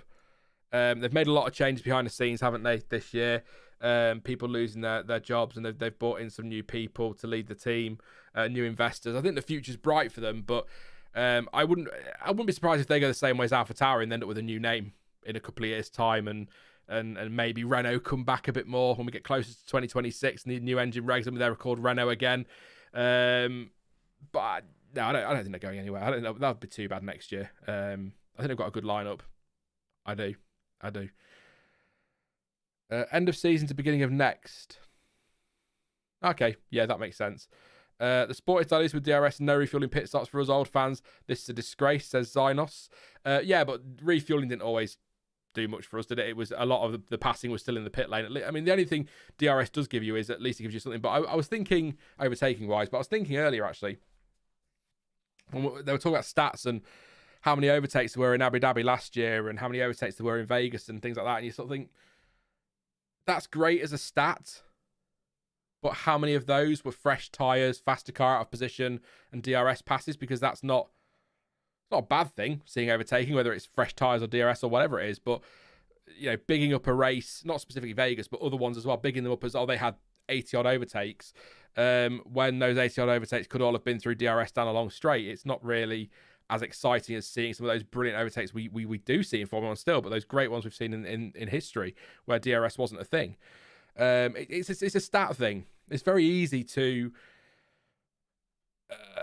manipulate the wording of a stat to make it sound one way rather than the other. So and it's I'm not kicking out or starting on Lewis Hamilton on this one, but just to make the point, I think the stat is it's something along the lines of Lewis Hamilton has only ever lost to 3 teammates over the course of a season through his career. And you go, wow, that's quite impressive. But then you could spin the stat the other way and say, but he's only had 6 teammates throughout his career, so actually he's lost to 50% of them. That's not a dig at Lewis Hamilton. That's just a good example of how you can spin a stat to sound better than it is. Not that losing to 3 of your teammates is a good or bad thing if you've won against 3 of them, but you know what I mean. So that's. I'm on a random one now, stats. I don't want to get into it, but the overtaking thing, saying there's 80 overtakes in a race is great, but what's the context behind that? How many of those are brilliant moves at the inside at a hairpin? How many of those are one of the greatest overtakes of all time? And how many of those are somebody breezing past in a straight line down the straight with DRS wide open? As I say straight line down a straight, I mean, it'd be a bit crazy to be weaving all over the place. And anyway, maybe Ryan Renault's racing. Very good, Jack. Fair enough. Looking back on this season, do you think Red Bull's cost cap penalty was too weak? No, Moray. Not really. I think I said all I need to say on that one in the past. I don't, the teams agreed to a certain percentage, didn't they? That would be a minor penalty or a minor slap on the wrist, however you want to look at it, for a certain percentage. So the teams are happy with that, but I think you could have taken another 5% off them and they still probably have been. I mean, look at the gap. Even at the end of the season, when the field has started to converge because they've not developed the car, he still won comfortably today, Max Verstappen. Perez was still super quick today. I don't think it would have. I think you could stick another 5% on there and they'd still be fine. They'd be focusing on next year's car since Singapore. I don't think so. Bigger breach, then needs to be bigger penalty, but nothing this year, was there? Was there anything? There's no investigations, was there, on the old cost cap this year? So they've all got their teething problems sorted out. Let's say that one. Something this year. Zandvoort had the most overtakes in history, but was it a great race because of overtakes? ? That's the weather, isn't it? Newt Dukem helped with that one, wasn't it? It was a chaotic race, but a lot of that was the weather and things like that. You could also I've said my piece on that one. So I was going to make a point actually about AlphaTauri next season. Still no official word on what their name was. Originally, when I did the preview on Thursday, I'd heard they were going to be announcing it this weekend, but we've heard nothing. I'm really hoping they've changed their mind and they're not going to just call themselves Racing Bulls, because, I mean, that's just shit, isn't it? They wanted a generic name and it's like, well, duh. I mean, you don't get any more generic than Racing Bulls. You may as well just call yourself a second Red Bull team. Bloody awful name. I don't know why. Maybe it's a marketing thing, I don't know, but I don't know why they don't just go back to Toro Rosso. Honestly, I don't. That name was borderline iconic. Actually, I'd say it's a really nice name. It keeps them tied to the Red Bull family because it is Red Bull in Italian, isn't it? It's a translation, and I think that's the perfect name for them. But whether it's to do with wanting to make the name more international rather than Toro Rosso, but call yourself Bull Red. I don't know. I just don't like the name Racing Bulls. It's terrible. It's a horrible name. I'd almost rather they kept AlphaTauri, and I'm not a fan of that name. I'm a fan of that livery, though. By the way, they ran this weekend. Very nice. But, Toro Rosso, Corsa Rosso, yeah, that'd be a good name. But I think I didn't mind Toro Rosso. I like that. It's also a nod to the team's Italian heritage. With them being Minardi, maybe go back to be Minardi, why not? But I don't like that one at all. As far as stats are concerned, the total wins metric is also inflated as we now have so many races in a single season. But Verstappen winning 19 out of 22 is still impressive. Yeah, 100% agree, Zynos. I said this before, when a great example of it is Fernando Alonso. I've used this example before. When he passed the points tally record in F1, he had it all over his helmet and he was all excited about it. It's like, yeah, but it's now 25 points for a win. It used to be like 9.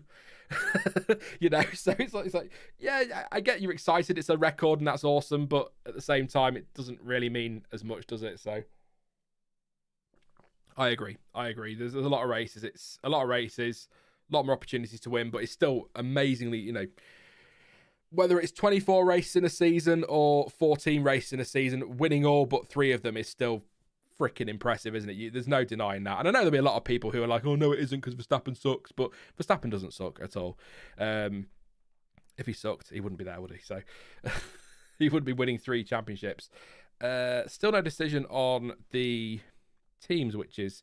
not teams, on Checo, which is annoying. Just something on Discord. So reported... James Vowles apparently said he will always remain part of our academy. Talk about Logan Sargent. We are not in a position to confirm Logan's seat at this just in this point of time. I'm proud of the steps he's made across this year. So maybe something going on there. Just going to read that again. He will always remain part of our academy. We are not in a position to confirm Logan's seat just at this point in time. I'm proud of the steps he's made across the year. So that was from F1 TV. So that's not confirming he won't be in the seat, but it's far from screaming that he will be in there. So maybe there is something going on. Maybe this Vesti thing that somebody mentioned is a true thing. What do we think about that quote? I'm going to go over to Twitter and see if there's anything else, but from a more reliable source than the one that was shared, with respect. Leave it at that one. See if I just search Logan Sargent. Sorry, this is a very rambly stream, but it's the end of season and I don't care. I just enjoy sitting and chilling with you all and chatting nonsense about Formula One. See if there's anything going on here about... I mean, like I say, he's been the only driver he's beaten this year is Nick De Vries, and Nick De Vries only did half a season. I don't think it is that much of a reach to say that if Nick De Vries had been given the full season with the way that AlphaTauri improved this season, that he wouldn't have picked up a point. I don't think that's a reach. So there's nothing from a slightly more... I mean, look, F1 TV, a reliable source, but the account that's tweeting it isn't. But I don't see why they'd make that up. That's an interesting one. So yeah, we'll see what happens. But I don't. It doesn't sound massively positive from James Vowles, but he is also saying that there is no...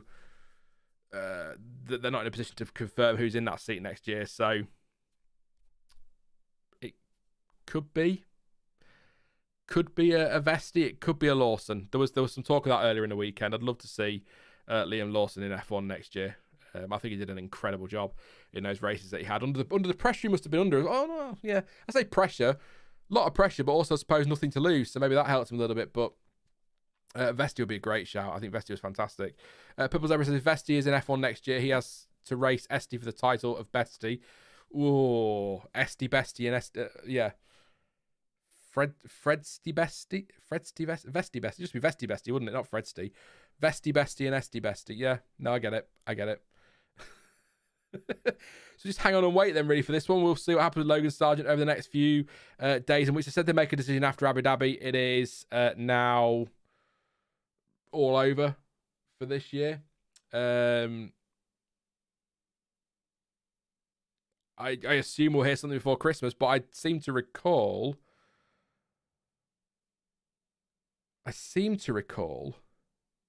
that Williams, not thinking of the Rosberg situation where they had to announce Massa late on because Rosberg decided to retire and Bottas moved to Mercedes, but I'm sure there was a driver like a Sirotkin or somebody was announced in January before at Williams. So I mean, there's no rush. They've got the pick of all the youngsters. They can take their time. Williams can take until January if they want to make this decision. There's no rush at all for them. So we'll see what happens. But I still my guts always said Sargent because there isn't really anybody being linked to that seat, and maybe after today, I mean this weekend, Frederick Vesti can just say, what a drive, both the sprint and in the feature. Talk about fighting with everything you've got for a championship. So maybe Williams have looked at that as well. Maybe there's been conversations. I know Toto Wolff likes to try and get his youngsters in other people's cars because he doesn't like to try them himself. I suppose that's the advantage of having a B team like an AlphaTauri, isn't it? Yeah. Somebody just asked a great question on who got the fastest pit stop today, so I'm going to go and have a look. So fastest pit stop today was Ferrari, 2.16 seconds. Who asked that question? You know who you are if I don't find you. I apologise. There you go, Justin. Justin wants to know, so the fastest pit stop today, it was 2.16 seconds from Ferrari. McLaren with Norris and Piastri, 2.22 seconds, second and third, tying themselves there. And in terms of fastest pit stop awards, it's all very exciting. The fastest pit stop award of 2023, the final standings after 22 rounds, Red Bull are champions of the fastest pit stop award with 521 points. Ferrari second on 437 and McLaren third on 385. Wow. Haas are bottom on 14 points, which I believe is exactly what they scored in the... They got 12, didn't they, in the Drivers' Champion, in the Constructors, I think. Yeah, so they got more points for their fastest pit stops than they did in the season this year in the actual championship. So there you go. Red Bull winning another championship, confirmed. There you go. Any more questions? If not, then I will wrap things up then because we're coming to the 2-hour mark. I wanted to get closer to 2 hours today with it being the final one of the season. Again, if you're not a fan of me sitting here rambling and talking F1, then I apologise in advance for your annoyed comments. But I enjoy doing this at the end of a season in particular. The race was okay. There were some really nice parts of it, really enjoyable parts of it, but I don't think it was one that we are going to be waxing lyrical about for a very long time. Who knows? Some people might have thought that was the best race they've ever witnessed in their life, in which case I urge you over the winter to go and watch some F1 TV archive stuff because there's much better out there. Fastest pit stop of the season, yes, McLaren's 1.8 second one. It was mental, wasn't it? Are you excited for Kimi Antonelli to smash F2 next year? I don't know enough about the lad, to be honest. But he's skipped F3, hasn't he? So he's obviously got some real talent there. I'll tell you what, I'm looking forward to seeing how he gets on in F2 next year. Could be an interesting one. Ferrari had a good pit stops this year, at least as that, says Corp. Fair enough. Fair enough. Vesti's a great talent. Saw this whole race today. It was just amazing. Never really had him on my radar before. If people aren't a fan of rambling for 2 hours, what are they doing here? Says the one and only. It's the internet, mate. I often ask that. I get comments like, "Oh, I don't like you or your channel." It's like, okay, why are you here then? Or my personal favourite one, I haven't watched F1 for years. I hate F1. Okay, then why did you click on the F1 word? I mean, the clue's in the name, guys. Come on. Appreciate the click and the interaction and the inevitable dislike. But, you know, it's good to hear from you. Hope you're well. But if you don't like Formula One, you know, I don't like Coronation Street, but I don't go and click on any Coronation Street. Are there Coronation Street fan channels on YouTube? Maybe there are. Who knows? There's everything fan channels on YouTube, so maybe there will be, but you know, I don't go and watch them, do I? Well done to Teo Porsche. Yes, Pascal, that's a good shout. He is the Formula 2 champion, in case you missed it. Was quite surprised, and I don't know why, because it feels like something that I will have mentioned at some point this season. But he is the Formula 2 champion with just one win this season, and that one win came in Bahrain, the Bahrain feature race. So the key for Teo Porsche this season has absolutely been consistency. One win, 1, 2, 3, 4, 5, 6 second places, 3 third places, and then just consistent points over the course of the season. So that's helped him. Whereas Fred Vesti, 1, 2, 3, 4, 5, 6 wins, including sprints and features over the course of the season, missed out by 11 points, was it, in the end? So great finale. I think it felt inevitable coming into it that Porsche was going to win it because the gap was there, but Vesti gave it everything. Doohan today, by the way, will have slipped under the radar a little bit because of Championship 5, but he drove absolutely superbly in that feature today. Absolutely brilliant drive. Deserved the win fully. So there you go. There you go. We need a pre-season testing series after you are done with your family commitments after the holiday season. Says AC. Yep, I'll be. I don't know if you call it AC, but I'll be making a call on the testing streams once I find out and get some guests for it. But also some videos out this December. And then I'll be taking a nice break for Christmas and New Year, as I always do, for a couple of weeks. Just a breather. It's a very short winter this year in F1. Don't forget that, by the way. Very short winter. FP1 for Bahrain is on the 20th 29th, I think, of February next year. Amazing. Yeah, 29th of February next year is FP1. It's a Thursday, don't forget. I'll say that for anyone who disappears, by the way, just to remind you that the F1 season next year starts on a Saturday. It's a Saturday race in Bahrain and in Saudi Arabia. So it's not that far away. It's only 90 odd days, I think they said in F1 comms. So yeah, New Duke says Porsche also regularly came up to the top of sprint races when starting from 8th to 10th. So maybe someone can get through the field. That's good. Just consistent. F2 is about consistency. There's no doubt about it. And it's a long season. It's too long a wait between the second to last race and the final race, by the way. I think it's a bit shorter next year because they're racing in Qatar. So there you go. Yinka says those testing streams will go nice with the video game. Fingers crossed they are back.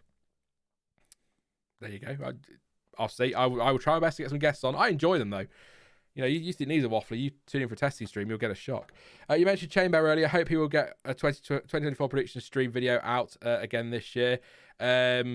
We'll see. He's going to be here next week with me to talk about the season. So be good to get. I'm looking forward to that. It's always nice anyway to have a conversation with. I mean, I love talking to Stuart, but I love talking to anybody about Formula One, really, including you guys. But it'll be nice to kind of, you've heard my view of every race this season and what I think of how the season's going in these race reactions. To have somebody else come in and be like, this is what I think of the season, I think that'd be really, really interesting. So I will say we're both old or older. We're not old. I quickly corrected that because I always get told off for it. We're older. You know, I'm 37. I think Stuart's gone through the big 4-0 this year, so our minds aren't what they used to be. So we may well forget some things from this season. So apologies, but I've forgotten half what happened in that race. And it was only a couple of hours ago. So there you go. That's what comes through in old age. But we're gonna wrap it up there for the stream. I think, is Ollie Behrman related to Chamber? I'll ask him. That's a good question. We're gonna leave it there for this weekend and this season, of course. On the F1 word, that is all done. Max Verstappen, triple world champion, only just pipping Sergio Perez by 200 odd points to the championship. Red Bull champions as well. First time they've ever finished 1-2 in the standings. In the end, in case you missed it, on the off chance, Mercedes finished second in the Constructors' Championship. Third was Ferrari, of course. Fourth went to McLaren. Aston Martin fifth. Alpine sixth. Williams hung on to seventh. AlphaTauri gave it their all today to try and get that seventh place. Didn't work. They were eighth. Alfa Romeo were in ninth, and Haas were in 10th. No Alfa Romeo press release. I've just checked, so I can't go through that one for you. And I'll check the stewards' decisions again on Sergio Perez. There we go. Look at that to end the stream. Formal warning for Sergio Perez for statements made over the team radio. Stewards, listen to it. See what they said. The stewards explained to the driver they had no issue with someone disagreeing with their decisions. However, comments that amount to personal insults or a breach of the International Sporting Code. The driver made a genuine and sincere apology to the stewards and explained that he made the comments in the heat of the moment and did not consider the fact they would be broadcast and the impact of that. He expressed his regret that his comments caused offence to anyone or harm to the sport, which he said he was concerned to avoid. The stewards accept his statements and accept his apology. If you can hear me rolling my eyes, feel free to note that. The stewards also note that the driver is not known for making such comments and he's always been extremely respectful of stewards' hearings. He was also reminded that the stewards are always available to explain their decisions when requested by a driver or team representative. Driver, team manager and stewards had a constructive discussion about the use and broadcast of team messages. The incident itself was also reviewed in detail with the driver, and although he still disagreed with the decision, he said he could understand the steward's perspective of the incident. Appeal, usual process, all of that. Doesn't say exactly what he said, but so I'll not say too much, but I mean, chill out. You know, these are drivers driving around at crazy speeds, making split-second decisions. Contact's going to happen. They're not going to agree with your decisions, and maybe just I don't know. They've accepted it as heat of the moment, accepted it as apologies. I suppose that's the end of that. But it's a little bit over the top for disagreeing. I mean, I don't know exactly what he said. So, in fact, you know what? Quickly before we go. See what he said. I don't know what his exact words were. I might try Chris Medland might say, actually, see if there's anything on there. The specifics of it, because it doesn't specifically outline what he said there. So I'd be interested to know what was said. Do I want to click on that link? I'm going to click on that link. PC crashes. I've been hacked. No. He said, the stewards are jokers. I can't believe it. I mean, they've been really bad this year, but it's a joke. I heard this. Yeah, it was really a joke.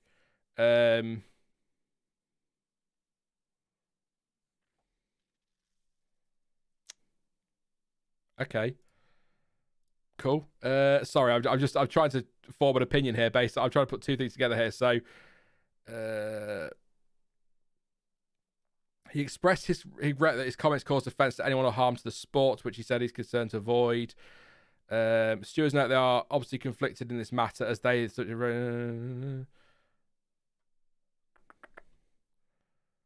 However, comments that amount to personal insults are a breach of the international sporting code. I mean, the stewards are jokers. I can't believe it. I mean, they've been really bad this year, but it's a joke. It was a oh god. Welcome to 2023, where saying somebody's a joker is an insult. Anyway, whatever. Let's end it there before Sean goes off on one about the wider world, because we're not going to do that today. Is that a personal insult? I mean, if you'd have called him a tosser, I'd sort of get it.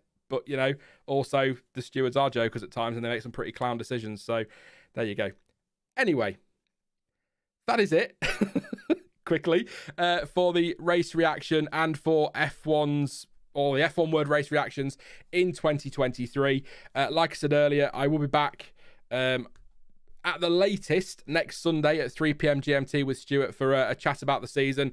If I get ahead and get everything sorted, then there will be a video out on Thursday. But every Thursday in December, there will be at 4 p.m. GMT a video for my end of season waffle series leading up to Christmas and the New Year. And then, of course, it'll be focusing on 2024 and maybe some historical stuff as well through January and February. And then before you know it, Bahrain will be here and we'll be cracking on with the season. I'll let you know the changes to the channel a bit nearer the time. But I'll have a think. I will come up with some ideas. But I'm just excited to be back next year and be able to bring you some content, which is what's important to me. So, and it'd be nice to talk to you all over next season. Don't forget you can follow me on social media. Links were in the description. If they're not, then it's at F1 Word or the F1 Word, wherever I am, on Instagram and Twitter and places like that. Or X, sorry, not Twitter. Don't forget to subscribe as well. If you are new, please do leave a like. That'll be massively appreciated too. Helps support the stream. And you can support the channel long-term on Patreon if you'd like to. Thank you to all my patrons this season for your continued support. And to those of you who will continue to stick around in the winter, that really does mean a hell of a lot to me. Thank you very much to you guys. Thank you to all of you super chats for your likes, your comments, your shares, your chats this season. It's been absolutely fantastic, and I'm really looking forward to 2024 already, and your support really does mean the world. I keep saying it, but it genuinely does. I don't know if it falls hollow after a while. I don't know. But I do appreciate you. You're all fantastic, and thanks for standing by the channel through and standing by me through a very difficult 18 months. So I really do appreciate that, and I will repay you, hopefully, all been good, with some good content next year. But as ever, thank you for watching. I've been Sean. This has been the F1 Word. And until next time, goodbye.